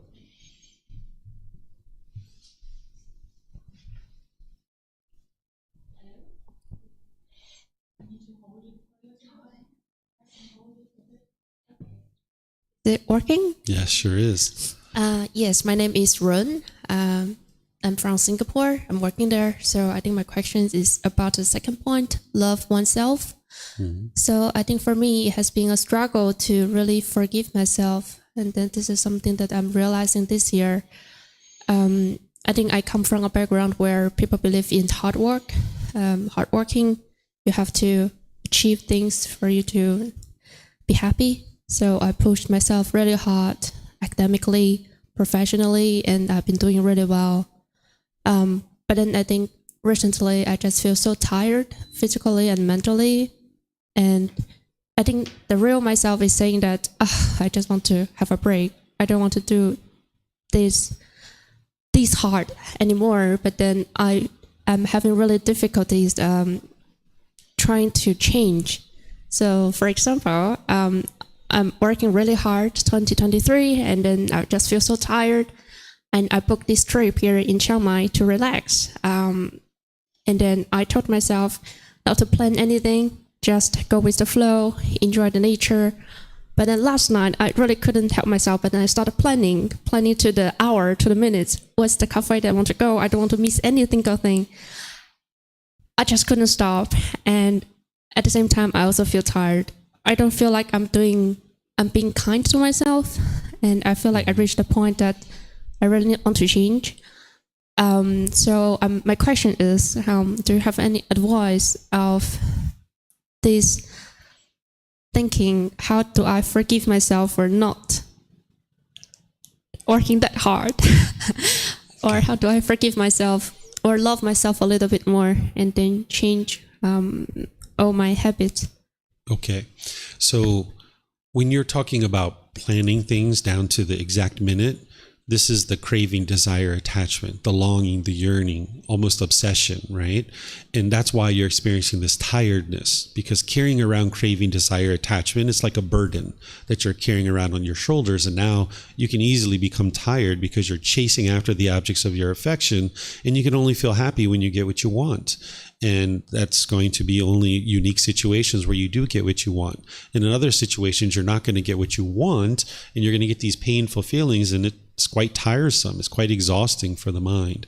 And so that's that part of what's transpiring. So talking about the problem a little bit.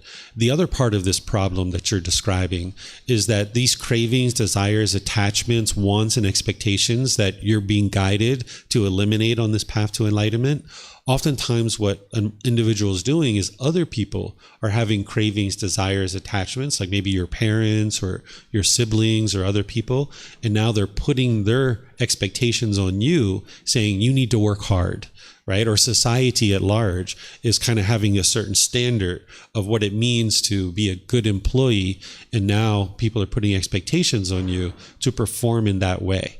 And now you're choosing to adopt those expectations as your own cravings, desires, attachments, and expectations of yourself. So not only are you trying to eliminate your cravings, desires, attachments on this path to enlightenment, but you're being able to more easily identify when other people are putting their cravings, desires, attachments on you, their expectations on you, and you need to choose like, that's their expectation. There's no way I'm going to do that.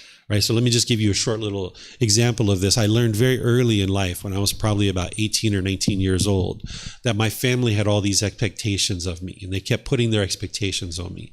And I was like, all right, well, I'm trying to make my family proud, so let me try to meet those expectations. And I would get to that particular point, and then their expectations would change, and they want more and more and more. So my family at one time, I used to hang out by myself and spend time alone. I had a girlfriend that died when I was 16 years old. She was my first girlfriend. And I decided, okay, I'm just interested in being alone and being single. I'm not interested in going out with another person at this point. So for a long time, I was single. And my parents would say to me, and my grandparents would say to me, why are you always alone? You're always hanging out with guy friends. Why don't you go get a girlfriend? Right? So they kept saying this, like, why don't you go get a girlfriend? Why don't you go get a girlfriend? So eventually I went and got a girlfriend, right? So I went and got a girlfriend. I met their expectations. And then I started spending time with her. Well, then my family was like, why are you always spending time with your girlfriend? Why don't you ever spend time with your guy friends anymore? You've kind of left them behind. I'm like, man, you can't make these people happy for anything, right? And it's because they're having craving, desire, attachment, right? They have a certain expectation. You meet that expectation. I adopted their expectation as my craving. So I worked up to that point to get a girlfriend. So then after I got a girlfriend, they were happy for a period of time, for a few months, but then their expectations changed. And now they wanted something different. So not only are you trying to eliminate your cravings, desires, attachments using the tools and techniques that the Buddha teaches, but you get really good at identifying other people who aren't practicing true love. They're putting expectations on you, and it can be about your work, wanting your work to be a certain way. And you need to realize that, hey, you have a certain capability to do certain things in the world, and your role in this life isn't to work yourself to the end of the world, right? And like work yourself down to the bone. You're not going to be on your deathbed thinking, I wish I would have worked more. I really wish I would have done some more work. Right now, you might be motivated that way, and that's what people may be telling you is like, hey, you need to hurry up and work and do all this work, but you're not going to get to the end of your life and wishing you would have worked more. If you keep working that, a lot like that, you'll get to the end of your life and saying, I wish I would have spent more time with my family, or I wish I would have spent time with my friends and the people around me. So that's what I would encourage you to do, is not adopt other people's expectations as being your expectations, even though they want to work a lot. Great. You want to work a lot? You want to work 10, 12, 15 hours a day? Go for it. That's their craving, desire, attachment. But don't let that become your craving, desire, attachment. Don't become that expectation of yourself. You would like to create a balanced life where you're spending some time working and acquiring an income, because you need that to acquire the basic necessities. But then you also need to spend time with friends and family and getting to know people. And that's really fulfilling, to have these fulfilling relationships. Right now, you might view relationships with life partners or with your family, you might feel like it's a real dread. If you've been in a bunch of relationships that have been difficult and you've experienced a lot of painful feelings as a result of those relationships, you might be like pushing away all relationships and thinking like, no, I'm never going to be with a partner ever again. And you might think that that's going to solve the problem, but that's the mind pushing away a person or situation. This is aversion, think that that's going to solve the problem. When in reality, if you understand what true love is, which is love without attachment, which is not having expectations and wanting of another person, loving someone as they are, you can have multiple relationships and you can have very fulfilling and very satisfying relationships. But you're going to need to be able to identify other people practicing true love. So when you understand more and more what true love is and you can practice it, you can then identify when somebody else is practicing true love with you. And you'll see that they don't want anything from you. They're not putting their expectations on you. This is where you'll know that they're practicing true love. But the vast majority of the world doesn't actually understand true love. So you may not have ever been in a relationship where there is true love. So oftentimes one of the first relationships that you have where there is true love is with your Buddhist teacher. Because I love all of you guys, but I don't have any expectation or any want from you guys. One of the things you'll experience, this is going beyond what you're asking me, but one of the things you guys will experience if you're having attachment that is masquerading as love, when you're away from that person, you might miss them or you might feel lonely. Oftentimes people think this is coming from the love, but it's not the love that's causing you to miss that person or feel lonely. It's your craving, it's your desire, it's wanting this person to be permanent. And now when you're away from that person, your mind can't be content. So essentially, when you have craving, desire, attachment, your feelings are dependent on this other person. In psychology or sociology or therapy, they might call this a codependent relationship, where your feelings are invested in this other person and you can only feel whole, you can only feel well when you're with this other person. And when you're away from this person, you feel lonely or you feel like you're missing this person. This is the attachment that's causing that. So if other people are putting their expectations and their wants on you, just identify that that's what that is. And you might smile, you might chuckle, you might, say, oh, I understand, but don't adopt that as your own thinking. Just because other people want to work with their nose to the grindstone, is what we call it in American culture, doesn't mean you need to do that. You're welcome. Yes, ma'am.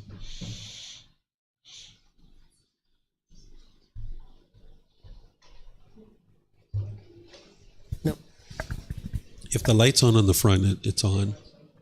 It just takes like a second delay to come on. Yeah. Oh, yeah, it's definitely working.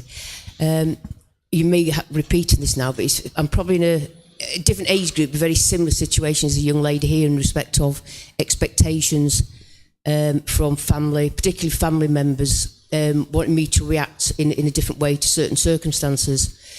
So I understand, is it my cravings for their acceptance that I suffer guilt? I think I've constantly got to do what they want.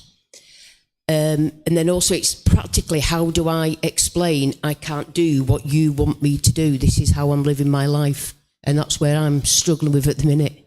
Yes. So that guilt, if your family has certain expectations of you and you're not living up to those expectations, that guilt is because you've adopted their expectations of what you want and what you're expecting.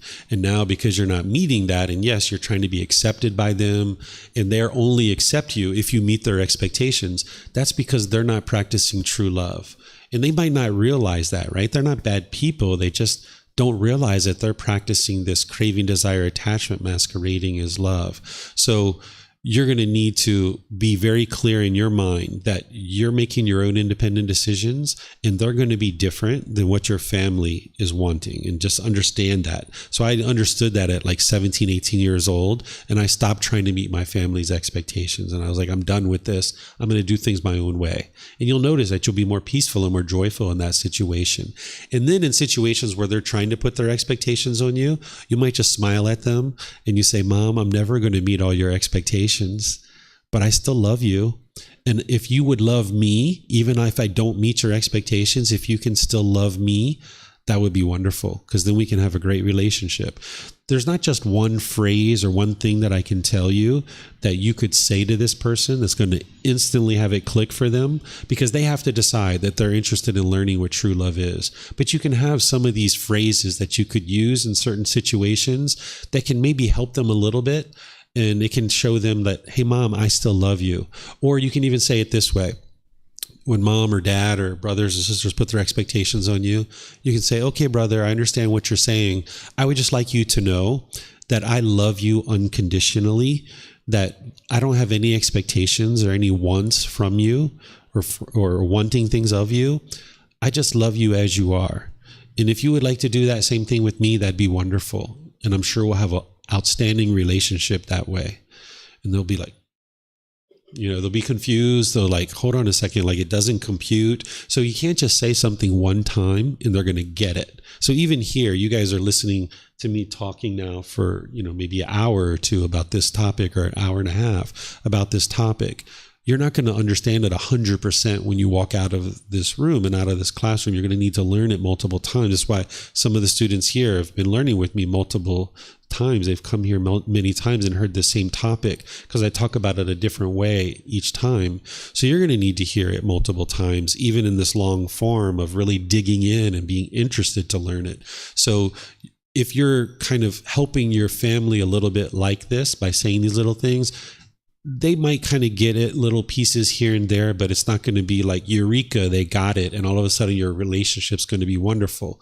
But by you learning more and more of what true love is and you practicing it, they will see what true love is, because they'll see your example. So in situations where they make a decision and it's opposite of what you would decide, you can even say things like, brother, that's not the exact decision that I would have made, but I understand you're making decisions. Say this and kind of sprinkle it in over the course of your relationship, so they can see that even though they're making decisions differently than you still love them. And then they're more likely, in situations where you're making decisions different than them, they were more likely to now still love you, because these people have love in their mind, right? They love you unconditionally. There's a certain amount of unconditional love in there, but it's being tainted and polluted with their cravings and their expectations, and they just don't see that. But if you get your pollution out of the way and your true love starts shining through more and more, they'll be able to see that and start practicing that more and more. Mm-hmm. So it's going to take time. This path to enlightenment, it isn't about changing other people.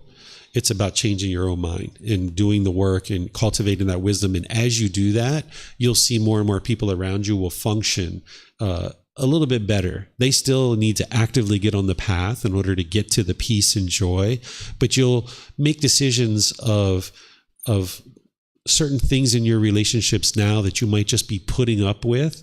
You might decide to move on from a relationship and choose to no longer be involved in that relationship. So as I was growing up, there was a period of time where I was away from my sister, I was away from my mom, I was away from my family, because they had all these cravings and expectations of me, and I knew I wasn't going to meet them. So it was better for me to just go away.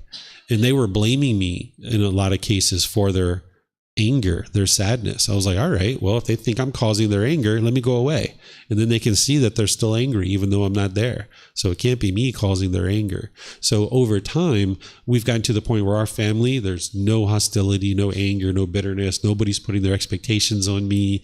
Everything's completely peaceful throughout our entire family. But that took a lot of transformation on my part first, so that I could understand what this wisdom is. And then when I saw people practicing that wasn't true love, I was able to maybe offer them some guidance if they were open to it. And if they weren't open to it, then I just didn't share it with them. But slowly but surely, they saw the example that I was practicing, and then they started practicing more and more true love with me, where now nobody puts their expectations on me. And even if they tried, it's not going to be successful. Whereas if mom or dad or brothers and sisters are putting their expectations on you and they see that you're adopting them, they're like, this is working. They're going to keep doing that for you. They're going to keep putting their expectations on you. So you would like to get to the point where you can clearly see that's their expectations, and I'm not going to adopt that as my way of being in life. Mm-hmm. Yes, ma'am. Is this fan okay, by the way? It felt like it was getting a little bit warm, so I thought I'd turn on a fan, give you guys a little bit of air. Okay, hello. My name is Kelly and I'm from China. I read some meditation and mindfulness book earlier, so I have some basic understanding, and today I seem to understand more. And here's my question. Sometimes in my mind, I know what I should let go, but inside of my heart, I still feel sad, resentful, and some other not so good feelings. I want to know whether is it my practice not enough? Like my Is what practice not enough? not enough. My practice. Oh, okay. Yeah, because like meditation, I didn't do so much. Yeah, so when the things I know I should let go, and it's just in mind, but inside of my heart, I still feel those not so good feelings. So my question is it because my meditation is not enough, the practice? Yeah, so the mind's not trained enough yet to be able to fully let go. But as you're letting go, it will be painful, because your mind has had these cravings for a period of time, and you experience pleasant feelings as a result of having those cravings. And now when you're starting to let those cravings go, the mind isn't getting what it wants. So you're going to experience a certain amount of painful feelings. So I describe it as you got to walk through the fire in order to appreciate the fresh air on the other side. So this is what the mind's going to need to experience. You're going to need to experience a certain amount of painful feelings in order to get to the other side of this, where the peace and the joy is coming into the mind. And in order to be able to do that, you need a certain amount of meditation, a certain amount of generosity, a certain amount of these other teachings, which the Eightfold Path is the core central teaching. You're going to need to understand that very deeply, which I'm going to be teaching next week. Starting on January 1st through January 5th, I'm going to be having this course where you can attend here, you can attend online if you like, where you're going to be learning all the foundational teachings that are really coming together to be able to present to you what the full path to enlightenment is. And as you develop this more and more in your life, your mind will get more and more trained to be able to easily let go, and then it won't be so painful. Because sometimes what the mind tries to do is tries to let go of things very abruptly. And if you let go of things very abruptly, the mind doesn't like that impermanence. So back here where I was saying that the mind craves permanence, over here where I was talking about the mind craving permanence and the second noble truth, another way to say that is that the unenlightened mind does not like change. It does not like impermanence. So if you are really abruptly start implementing changes into your life, the mind doesn't like that, and it'll typically revolt, and you'll experience some painful feelings. But if you can just kind of like slowly but surely, like little tiny baby steps, start letting go of some of your cravings, desires, attachments, your mind almost doesn't notice it, and it's more comfortable for the mind to be able to do this. But there'll still be a certain amount of painful feelings that you experience as a result of letting go of these cravings. And this is the gamma. This is the results of your decisions, that because the mind is holding on to its craving, desires, attachments over here, and you got those initial pleasant feelings, because you're starting to let go now, the mind's going to ultimately end up in the painful feelings to a certain degree. But this is a permanent solution, that once you get rid of those cravings, desires, attachments, now the mind will never experience the painful feelings ever again, because you're not allowing it to grasp and hold on to these conditional pleasant feelings. Thank you. Yep, you're welcome. Isn't the goal to be just completely indifferent towards all beings, or at least towards all human beings? Yeah, so being in relationships is fulfilling, it's satisfying, but you're not interested in basing your inner feelings on the relationship, whether you have this relationship or not. So coming out like this and meeting people, new people, when we finish class, you guys will probably talk and have relationships and have conversations. It's really fun to talk with other people and get to know other people, and go out to the park and go out to dinner and do these things, because having relationships in your life, it's nice, but it's when you base your inner feelings on that relationship that you're going to experience the conditional feelings. So if you were just alone in a cave, okay, that's fine. You can be alone in a cave and you might enjoy that to a certain degree, but you can also train your mind to enjoy being in relationships too.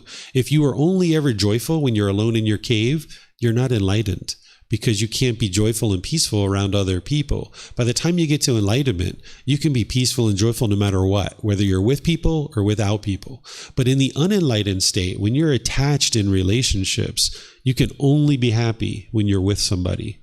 And now when you're alone, maybe you feel lonely, right? Or maybe you feel bored. This is because the mind is attached. But when you eliminate your cravings, desires, attachments, you can have completely fulfilling and satisfying and joyful experiences when you're alone or when you're with people. Either way, your mind is still experiencing the same mental quality of peace and joy. Mm-hmm. Okay, we have some questions coming in here on YouTube. Students asking how to love someone who hurts you. It's important to understand that another individual isn't hurting you. Another person can harm you, but they can't cause you painful feelings. Any painful feelings that you're experiencing is being caused by your own mind, the craving, desire, attachment. Oftentimes in the unenlightened state, you might associate those painful feelings to somebody else and what somebody else is doing. So for example, somebody can steal your car and they're harming you because now your car, you can't use it in order to go to school, to go to work, to go get food and basic necessities that you need. That person has harmed you, right? Because you now don't have the resources that you need to acquire the basic necessities to live life. But any discontentedness that you experience, it's being caused by your cravings, desires, attachments. So if you're wanting this car, if you're longing, yearning, if you're holding on to this car, wanting it to be permanent, now when it's gone, you will struggle and you'll have difficulties. This is why if you've ever put your car into the auto mechanic and they said, oh, it's going to be 2 days and it'll be fixed. And then you show up to pick up your car and they're like, we didn't get it fixed in 2 days. It's going to take another 5 days. You're like, you get angry because you're craving to have that car permanently, right? So in the same situation, somebody else can harm you, meaning like steal your car, but they can't actually cause you the painful feelings or the hurt. And this is part of getting on the path to enlightenment. The very first step is to understand what's causing these painful feelings, because as long as you misunderstand and you're confused and thinking that other people are causing you to be hurt, you might push relationships away out of your life, thinking that that's going to solve the problem. But that doesn't solve the problem because your mind hasn't cultivated the wisdom of how to have harmonious relationships. You can't go through this world without any relationships. You're going to need relationships in your life. You're going to need to have relationships with a boss, with coworkers, with family. You can't survive in this world by yourself. It's not possible. You're going to need food. You're going to need clothing. You're going to need other things. So you're going to need to have relationships. So if you pushed people out of your life, you're isolating yourself and living a life that would be very difficult to live. So the problem doesn't get solved by pushing people out of your life. But if you think that other people are causing you harm and hurt, that's what the mind's going to be interested to do. So the first step of doing what you're saying here, which is love someone who hurts you, is to realize that they're not hurting you, that it's your own mind that's causing the hurt and pain. But there's still situations where you probably will choose not to associate with certain people.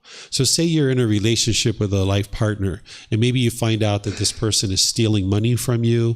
Maybe they're lying. Maybe they're going behind your back and having sexual relationships with other people. Right? This path isn't like, okay, whatever they do, right? Like you just move on and you continue in this relationship. You still need to get to discernment, which is wise decision making. Associating with an individual who's stealing, who's lying, who's having sexual misconduct, this is going to cause you difficulties in life, because if you're choosing to be in a relationship with someone who's dishonest and stealing and having sexual contact with other people outside of your relationship, this is going to cause harm in your relationship. So you might still choose to move on from this relationship and not be in this relationship as a wise decision. But any painful feelings that you're experiencing as a result is being caused by your own mind. So it's a matter of pushing somebody away with aversion, thinking that those painful feelings that you're experiencing is being caused by them. And now you move on thinking that you solved the problem. This is aversion. This isn't going to actually solve your problem. But if you understand right view, that any painful feelings you're experiencing is a result of your cravings, desires, attachments. But still, being in this relationship might be unwise, and now you're still choosing to move on from the relationship, but you maintain your right view that any painful feelings is coming from your cravings, desires, attachments, and now you can still love this person who has maybe stolen or lied or cheated in your relationship. You can still love them, meaning you would like to see them be well. That's it. You have a genuine interest in seeing them be well. And you realize part of them being well is you need to have love for your own being. And it's not wise for you to be in a relationship with someone who's, say, stealing or lying or having sexual misconduct. So this love that I'm talking about with true love, it starts with yourself. You need to have love for this being. And in order to do that, you need to cultivate wisdom. You need to train your mind. You need to make wise decisions about who to involve in your life. But any painful experiences that you're having, any painful feelings, it's coming from the cravings, desires, attachments, not from other people. Then there's another question from the same student. Do I have to love everyone? You actually don't have to do anything in the world except die. That's the only thing you have to do. That's the only thing you're required to do. But it would be wise to love all beings, because by you loving all beings, you can experience love from all beings. But if you only love a select number of people, that's actually not yet true love. You're only loving these people or saying that you love these people because they're meeting certain conditions. They're meeting certain expectations. These are the people I love. These are the people I hate. Essentially, that's the craving, desire, attachment saying, I like what these people are doing and I agree with what they're doing, and I don't agree with what these people are doing, so I'm going to hate them. Which you can ultimately get to if you train your mind to eliminate cravings, desires, attachments, is where you can love all beings, where you have this genuine interest in seeing everyone be well and understanding that people are going to make decisions differently than you. So as I was mentioning earlier, in the extreme, there's people in the world who murder. There's people in the world who rape. There's people in the world who do very unwise things. But if you understand what true love is you can still love those people, meaning you have a genuine interest in seeing them be well.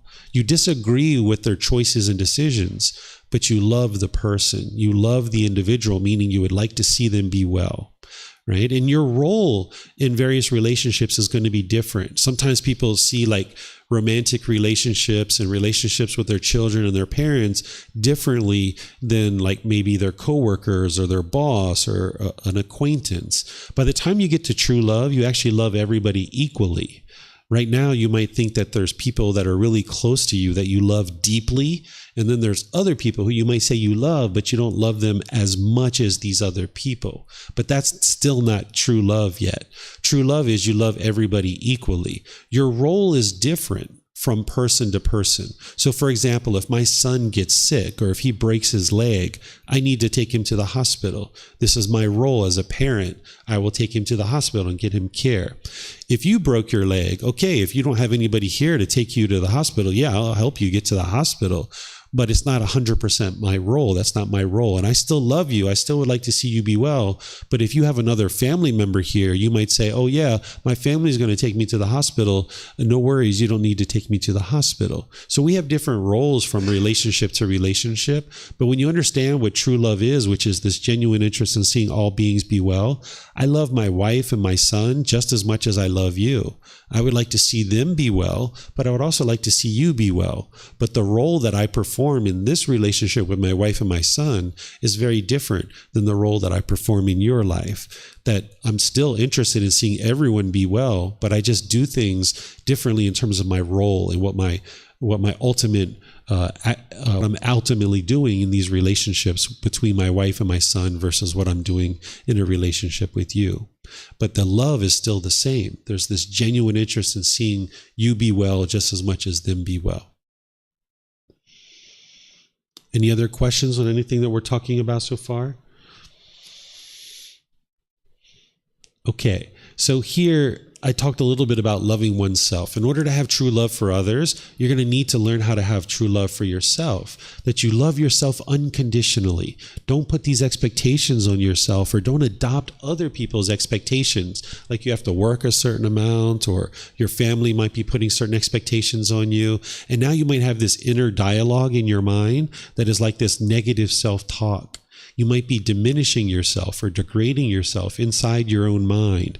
This is going to cause you difficulties over the course of your life. So there's tool talk in the mind, and you can eliminate that towards other people. So if you're judging other people and you're trying to judge people, whether they're good or bad, or they're wholesome or unwholesome, you might actually be doing that same thing to yourself. So if you're looking at other people and saying, oh, they're wholesome or they're good and this person's bad, if you're judging people that way, you're probably doing it to yourself too. And this is going to degrade your inner dialogue. And you would like to have a more positive, a more loving inner dialogue with yourself, so that then you can love others as well. So when you learn how to love yourself, then you will learn how to love others. So right now, if you don't enjoy spending time alone, this is problematic. You're going to need to train yourself to spend time alone and enjoy that. Because if you don't enjoy spending time with yourself, why would anyone enjoy spending time with you? Right? You're going to need to learn how to love yourself. Go out on dates with yourself, right? Take yourself to the movies. Take yourself to a nice restaurant. Have you ever sat down at a really expensive restaurant, something that you wouldn't otherwise be able to afford, and just have a meal with yourself? This is wonderful practice for you. Go to the mall, walk around by yourself. If you're always with other people, you can't really sit with your own thoughts. So go to the park alone, go to walk on walks with yourself. Go to the movies alone sometimes, right? Go out to dinner with yourself alone sometimes. Of course, you'll go with other people occasionally, but you're going to need to have this love for yourself. So if you enjoy spending time alone, then other people will enjoy spending time with you too. And then that way you can enjoy spending time alone, but you can also enjoy spending time with other people too. And you'll notice that you can eliminate any loneliness or boredom, because if you're alone, you feel peaceful and joyful. If you're with other people, you can be peaceful and joyful because you love yourself and you also love other people and you enjoy spending time with them. And this is a gradual training, gradual practice, and gradual progress that you build up to. The Buddha teaches about this love for parents and caregivers. He really prioritizes this and kind of talks about it at different times. He talks about our parents as being our original teachers, because we all need teachers in life. We all need to learn and grow and develop. And that's one of the reasons to have a relationship, is that you gain wisdom from other people. By having relationships with others, you get to get insight and wisdom from other people. This is really a helpful thing in your life. And our parents or our caregivers are our original teachers. And the Buddha almost talks about these original teachers almost like a debt of gratitude. The reason why is because coming into this life through your mom and your dad, this is the best opportunity for you to be able to come into this life, and now you have this opportunity in the human realm to actually get to enlightenment. In our previous births, when we were in animal existences, we weren't able to get to enlightenment in those previous births. But now in this human realm, we're able to train our mind and develop our mind to the point of actually getting to enlightenment. So I'm going to share some words of the Buddha with you here in a moment that are going to help you see how he's talking about this debt of gratitude towards our parents. And then he talks about the way that we can repay this debt of gratitude to our parents. And I have it here on this next screen here, and my eyes are getting a little bit old, so I'm probably going to need to take off this mic and actually be able to see this and read it for you. So let me read this to you. This is titled Repaying One's Mother and Father. The Buddha says, monks, there are two persons that cannot easily be repaid. What two? One's mother and father. Even if one should carry about one's mother on one shoulder and one's father on the other, and while doing so, should have a lifespan of 100 years, live for 100 years, and if one should attend to them by anointing them with balms, by massaging them, bathing them, and rubbing their limbs, and they even void their urine and excrement there, one still would not have done enough for one's parents, nor would one have repaid them. even if one were to establish one's parents as the supreme lords and rulers over this great earth, abounding in the 7 treasures, one still would not have done enough for one's parents, nor will one have repaid them. So let me talk about what he's talking about here, and then I'll go on and share the rest of it. What he's saying is if you literally had your mom on one shoulder and your dad was on another shoulder, and you carried them around for 100 years, and you were massaging them, you were bathing them, you were putting this ointment on them, you were cleaning up their urine and their excrement, saying you haven't done enough for your parents yet. Or if you establish them as the rulers of this entire earth, and they had all these treasures and all these material possessions, you still haven't done enough for your parents, because all of these things are temporary. They're not actually giving your parents what would be the ultimate gift and the ultimate thing. And here's the reason why the Buddha says this, that it's not having repaid this debt of gratitude yet. For what reason? So why haven't you repaid them? Parents are of great help to their children. They bring them up, feed them, and show them the world. This is what the parents do. They're our original teachers. You obviously do not agree with everything your parents ever did, right? It's not possible. There's no one in here that agrees with everything their parents ever did in life. But that's because we had certain cravings. We had certain expectations. We wanted them to be a certain way. We were not practicing true love. We wanted our parents to be a certain way. We expected them to be a certain way, and they did what we want. We were happy. And when they didn't do what we wanted, we got angry and frustrated. And you might have attributed that anger and frustration to your parents, thinking that they're the ones who are causing you to be angry, but they're not. So as long as you have cravings, you have desires, you have expectations and wants, your parents aren't going to meet your expectations. But that doesn't mean they necessarily did anything wrong, so to speak. It just means that they're not meeting your expectations.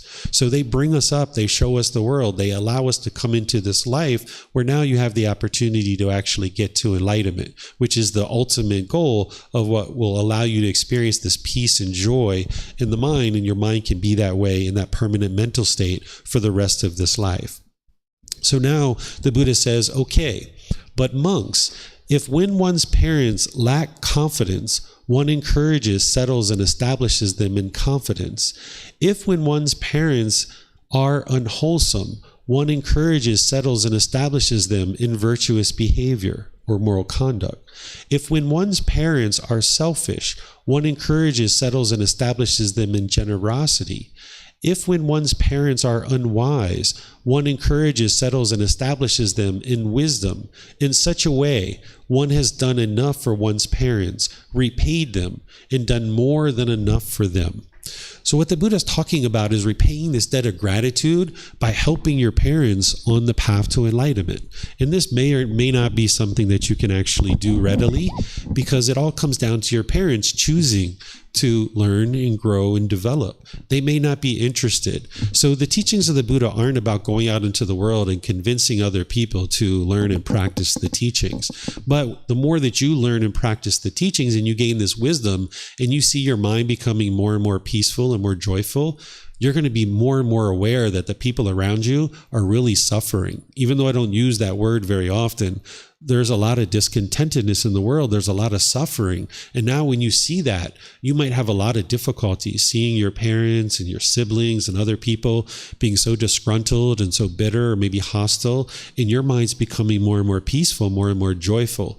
So if you notice that your parents are experiencing any of these unwholesome qualities that the Buddha is talking about, he's suggesting to you to encourage, settle, and establish them in these qualities. And the way that you do that is through kindly offering them suggestions or offering them advice. What he's talking about here is when one lacks confidence, that you settle and establish them in confidence. What he's talking about here is confidence in him. Whenever he's talking about confidence, an individual can lack confidence in the Buddha, in his teachings, and in the community, oftentimes thinking that these teachings aren't actually true. People oftentimes misunderstand the teachings. They might think they're exactly where he said they do, to this enlightened mental state where the mind can be peaceful and joyful for the rest of this life. You'll notice that the mind will be completely peaceful, no longer experiencing any anger or sadness or frustration. So as you gain confidence in the Buddha and you no longer have doubt whether his teachings lead to enlightenment or not, you might decide that, you see somebody lacking confidence in the Buddha, you might decide to establish them in this confidence. So I'll share like an example from my life. Sometimes my sister's maybe struggling with something, and I'll see that she's struggling, and I know that the teachings of the Buddha have the answer for her. And she's struggling with something, and I'll say, the Buddha taught something that could really help you in this situation. And if she says, really? What's that? Then I'll share it with her. Or if she just says, oh, okay, that's it. She's not interested in it, so I won't share it with her, right? So it's up to her to decide that she's interested in learning it. So I'm just kind of sprinkling it in there, kind of helping her to see like, oh, the Buddha has some really good teachings that'll help you in this situation if you're interested in learning them. She might say, no, not really. Okay. Right? So I tried to settle her and establish her. Here we're talking about parents, but I'm using this example with my sister. It's the same thing. You can do the same thing with your parents. This part where the Buddha is saying, where parents are unwholesome, one encourages and establishes them in virtuous behavior. So when I was growing up, I spent a lot of time with my grandparents, who were my caregivers. I spent time with my parents, of course, but my grandparents were really the ones that I was with a lot, and they grew up in a very different time than me. They grew up in America. They were born in the 1920s. So they grew up when certain type of people drank out of one water fountain, and a certain group of people drank out of another water fountain, and another group of people would go to the back of the restaurant, and other people would come in the front. And sometimes I would hear them say kind of things that were a bit racist while I was driving in the car with them or something like this. And I would offer them some advice and some suggestions to be able to help them see that all people can be loving and kind and gentle, and that we shouldn't judge people based on the color of their skin. And slowly but surely, as I talk like this with my grandparents, they started coming around. They started changing the way that they were thinking. They grew up in a very different time. My grandfather was in World War II, so he went to places like Japan, and he killed people that were Asian. So when I started dating Asian women and being around Asian people, he had a lot of problems with that. So I needed to help him see that, people are loving and kind, and he could let go of his thoughts about what he did during World War II. And my grandparents could let go of these experiences they had as a child growing up. So you can help your parents, you can help your grandparents to see a better way of life. And sometimes wisdom that they don't necessarily know, and you're going to need to find humble ways to be able to present that to them. So not only unwholesome behavior, but the Buddha is talking about selfishness, that where you see them being selfish, that you can establish them in generosity, because this is going to help them eliminate craving, desire, attachment. This is one of the best things you can do, is help somebody to eliminate their cravings, desires, attachments. So where you see your family being selfish and holding on to things, you might encourage them. You're not pushing them. You're not forcing them. You're not putting your expectations on them. You're just suggesting it to them, perhaps. And then the last one, the Buddha says that where you see them being unwise, making unwise decisions, that you can settle, encourage, and establish them in wisdom. So this isn't putting your expectations on them or forcing them to do anything. This is suggesting to them certain wisdom that you learn about in the world. So that's where you can get to true love, is where you're not putting your expectations on people. You just make suggestions and offers. So I've probably suggested to my sister maybe 2, 3, 4 times about learning and practicing the teachings of the Buddha, and she's just not interested, right? So we don't talk about it anymore. If you kept pushing somebody, you kept trying to force them, this is your craving, desire, attachment. So you might try 2, 3 times over the course of several years. And then if people just aren't interested, okay, they're not interested. They're going to continue to struggle. Their mind's going to experience sadness, anger, frustration, and other discontent feelings. Your mind's going to be becoming more and more peaceful and more joyful.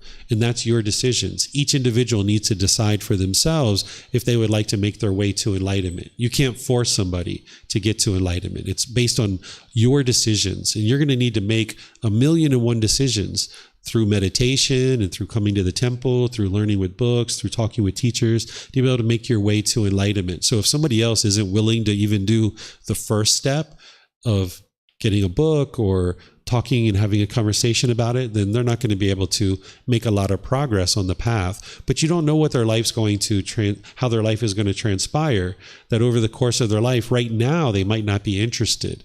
But over the course of many years, they might change their thoughts, particularly as they see you becoming more and more peaceful and you becoming more and more joyful. You might notice that your family members are more inclined to say, hey, what have you been doing? Why are you so peaceful? Why are you so happy? And they might start asking you questions, and that's an ideal time to then share with them a bit about what you're doing.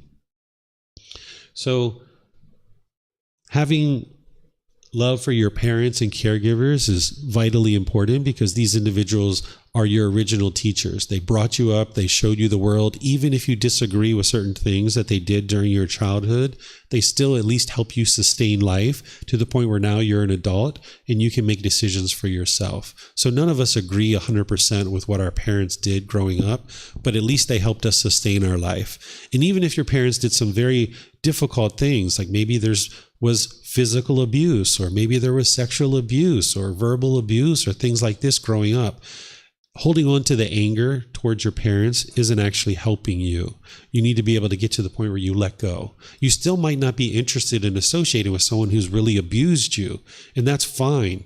You can choose to not be in a relationship with that person. But if you can at least get to the point where you have this genuine interest in seeing them be well, and understanding that them being well is part of their decisions. You can't actually make somebody be well. This is one of the reasons why we oftentimes rush into a relationship and put your expectations on somebody, is you think that you're going to make them be well, but you can't actually make somebody else be well. It's their own decisions that are leading to that. So when you start recognizing that you would like to see mom and dad be well, but you understand that them being well is a result of their decisions, not a result of your decisions, then it can help you with your cravings. And then in situations where maybe you've experienced abuse or something like this, and you're choosing to no longer be in that relationship, that's fine. You don't need to be in a relationship with that individual, but at least get to the point where you eliminate your anger or your hatred towards this person, and you can just have this genuine interest in seeing them be well. And it doesn't mean you're going to call them up and talk to them or anything like that, but you just release any kind of anger or hostility that you have in your own mind. And then lastly, about life partners. It's helpful for you to choose a life partner if you're going to have a life partner. Not everyone's going to have a life partner. Some people are going to be single, and that's completely fine. That's impermanence. Not everyone's going to have a life partner. But if you do have a life partner, it's really helpful to have somebody that understands true love. If you're understanding more and more of this path to enlightenment, and you're understanding true love and practicing true love, but your partner doesn't, you guys are going to have a lot of conflicts. Because say, for example, they went on a business trip, and they go somewhere and they call you up and they say, "Hey, honey, do you miss me?" And you're like, "Nope." They're not going to understand that, right? They're not going to understand that you're practicing true love without attachment, that missing them, it's not the love, it's the craving, desire, attachment. They might hear you say, "No, I don't miss you." And they're like, "What? You don't love me?" "No, I love you. I'd like to see you be well, and I'm thoroughly involved in this relationship, and I really enjoy spending time with you, but I just don't miss you," right? "I'm just completely content by myself," right? They're not going to understand that. So you would like to have a partner that's potentially interested in understanding what true love is, or already understands what true love is and is practicing true love, doing this inner work. Because if you guys are tugging and pulling in opposite directions, you're practicing more and more true love, they're going to feel kind of like abandoned, because they don't realize that you're actually loving them, that you're having this genuine interest in seeing them be well. You're having unconditional love. Some people, if you're not trying to force them to do something, they're reading those expectations that you're putting on them. They're reading that as your love. So they're not understanding what love is. And if you think that someone putting their expectations on you is love, you're not going to identify when somebody's not practicing that way, when somebody does have true love. There were some students here in the last couple of weeks that came up to me and talked to me after class and said, "I was in a relationship recently, and I asked this guy, do you miss me?" And he said no, and I thought he didn't love me, and I broke up with him. And this person realized, like, whoa, this person was actually practicing true love, that this person didn't put their expectations on me. They didn't want anything from me. They thoroughly enjoyed our time together, and they were always very loving and very kind when we were together. But when we're apart, they're apart. Right? One of the things that you'll find if you're in relationships with attachment is you might find that you have this overwhelming urge to text them regularly or call them regularly, or when they're texting you, you might right away look at your phone like, oh, he texted me or she texted me. Oh, this is wonderful. And you get so excited when they text you. But then when they don't text you, you're going to be sad and you're going to be lonely, right? So you would like to get to the point where if you meet a new partner and they text you, you can set that aside for a while, maybe 2-3 hours, maybe a day or two. And now you pick up the phone and you can reply back to them, that you can develop this relationship without attachment. Because as soon as you allow attachment in your relationships, you're sabotaging the relationship. This relationship is going to experience discontentedness. You're going to be discontent at some point. So if you really enjoy having fulfilling and satisfying relationships, you can develop relationships from the very beginning where you're not attached to them and they're not attached to you. And then you guys will have a fully fulfilling and satisfying relationship long into the future. And you can actually have countless relationships. If you have attachments in your relationships, you can only have about 5 friends, maybe 10 at the most, because you guys are calling each other, checking up on each other every moment. How are you doing? What are you doing? What are you doing? And you're needing to download every single thing that happens in your life to them, and they're needing to download every single thing that happens in their life to you. You're only going to be able to have about 5 or 10 friends in this type of example.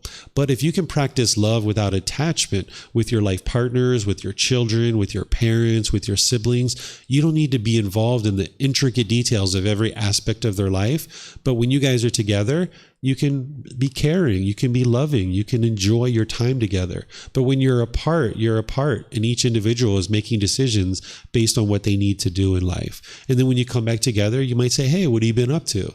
And now you catch up, but you don't need to know every last little intricate detail. So this is part of loving without attachment, is making sure that as you're establishing relationships, that you're not allowing your mind to grab on and think that this person is going to somehow complete you.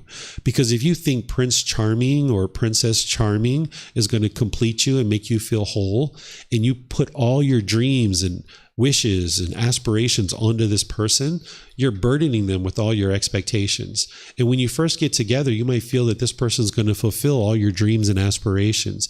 But then after about 6 months with this person, a year with this person, you're going to realize that they're a human being struggling in life just like you. And now they're not fulfilling your dreams and aspirations. They're not making you feel whole and happy anymore. And you might end the relationship because of this. But if you can get together with an individual as a life partner, if that's what you choose to do, and realize that they're having challenges in life, just like you're having challenges in life, and what you're working towards is developing the ability to solve problems together, to be a problem solver, to have conversations and discussions, to meet certain challenges and then overcome those challenges. Because you guys are going to have many challenges in life as life partners, and things aren't going to be perfect. It's not meet and then get married and live happily ever after.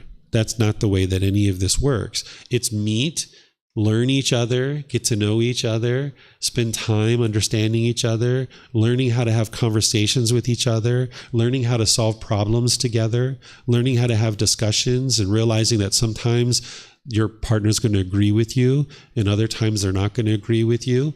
And now you guys work together to build these skills as a couple that you guys can sit down and have conversations. And sometimes you're going to end your conversation where you're in agreement and you agree with each other. And sometimes you're going to end a conversation where you disagree with each other. And that's okay. That you guys can disagree and walk away from the conversation still loving each other, even though you disagree. And now you guys can go off into the world and solve challenges together and live a very healthy life together. And as you encounter certain challenges, you solve them together with decisions. So being a good problem solver with another partner, then you can actually truly have a life partner where you're supporting each other, you're encouraging each other, you're helping each other in life. And this is one of the reasons to have a relationship, is that you have somebody that is there and invested and committed in a relationship that's willing to support you and encourage you in life. And this can be very fulfilling. But if you allow your mind to get attached, it's sure that this relationship is going to be very discontent, and then the relationship ends. So this is everything that I have to share at this point. You're going to need to learn more and more about true love and understand what true love is and practice it.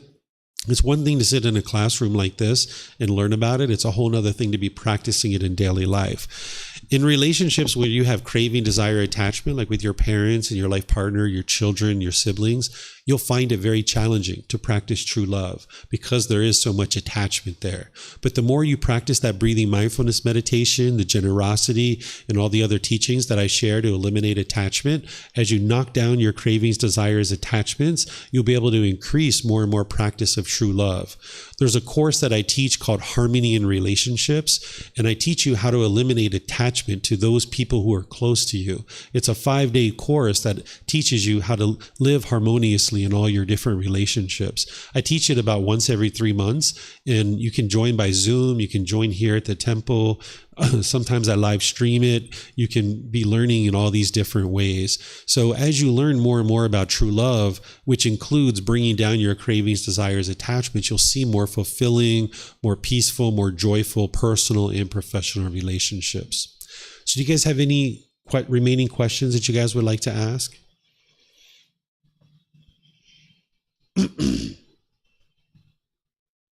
No? Okay.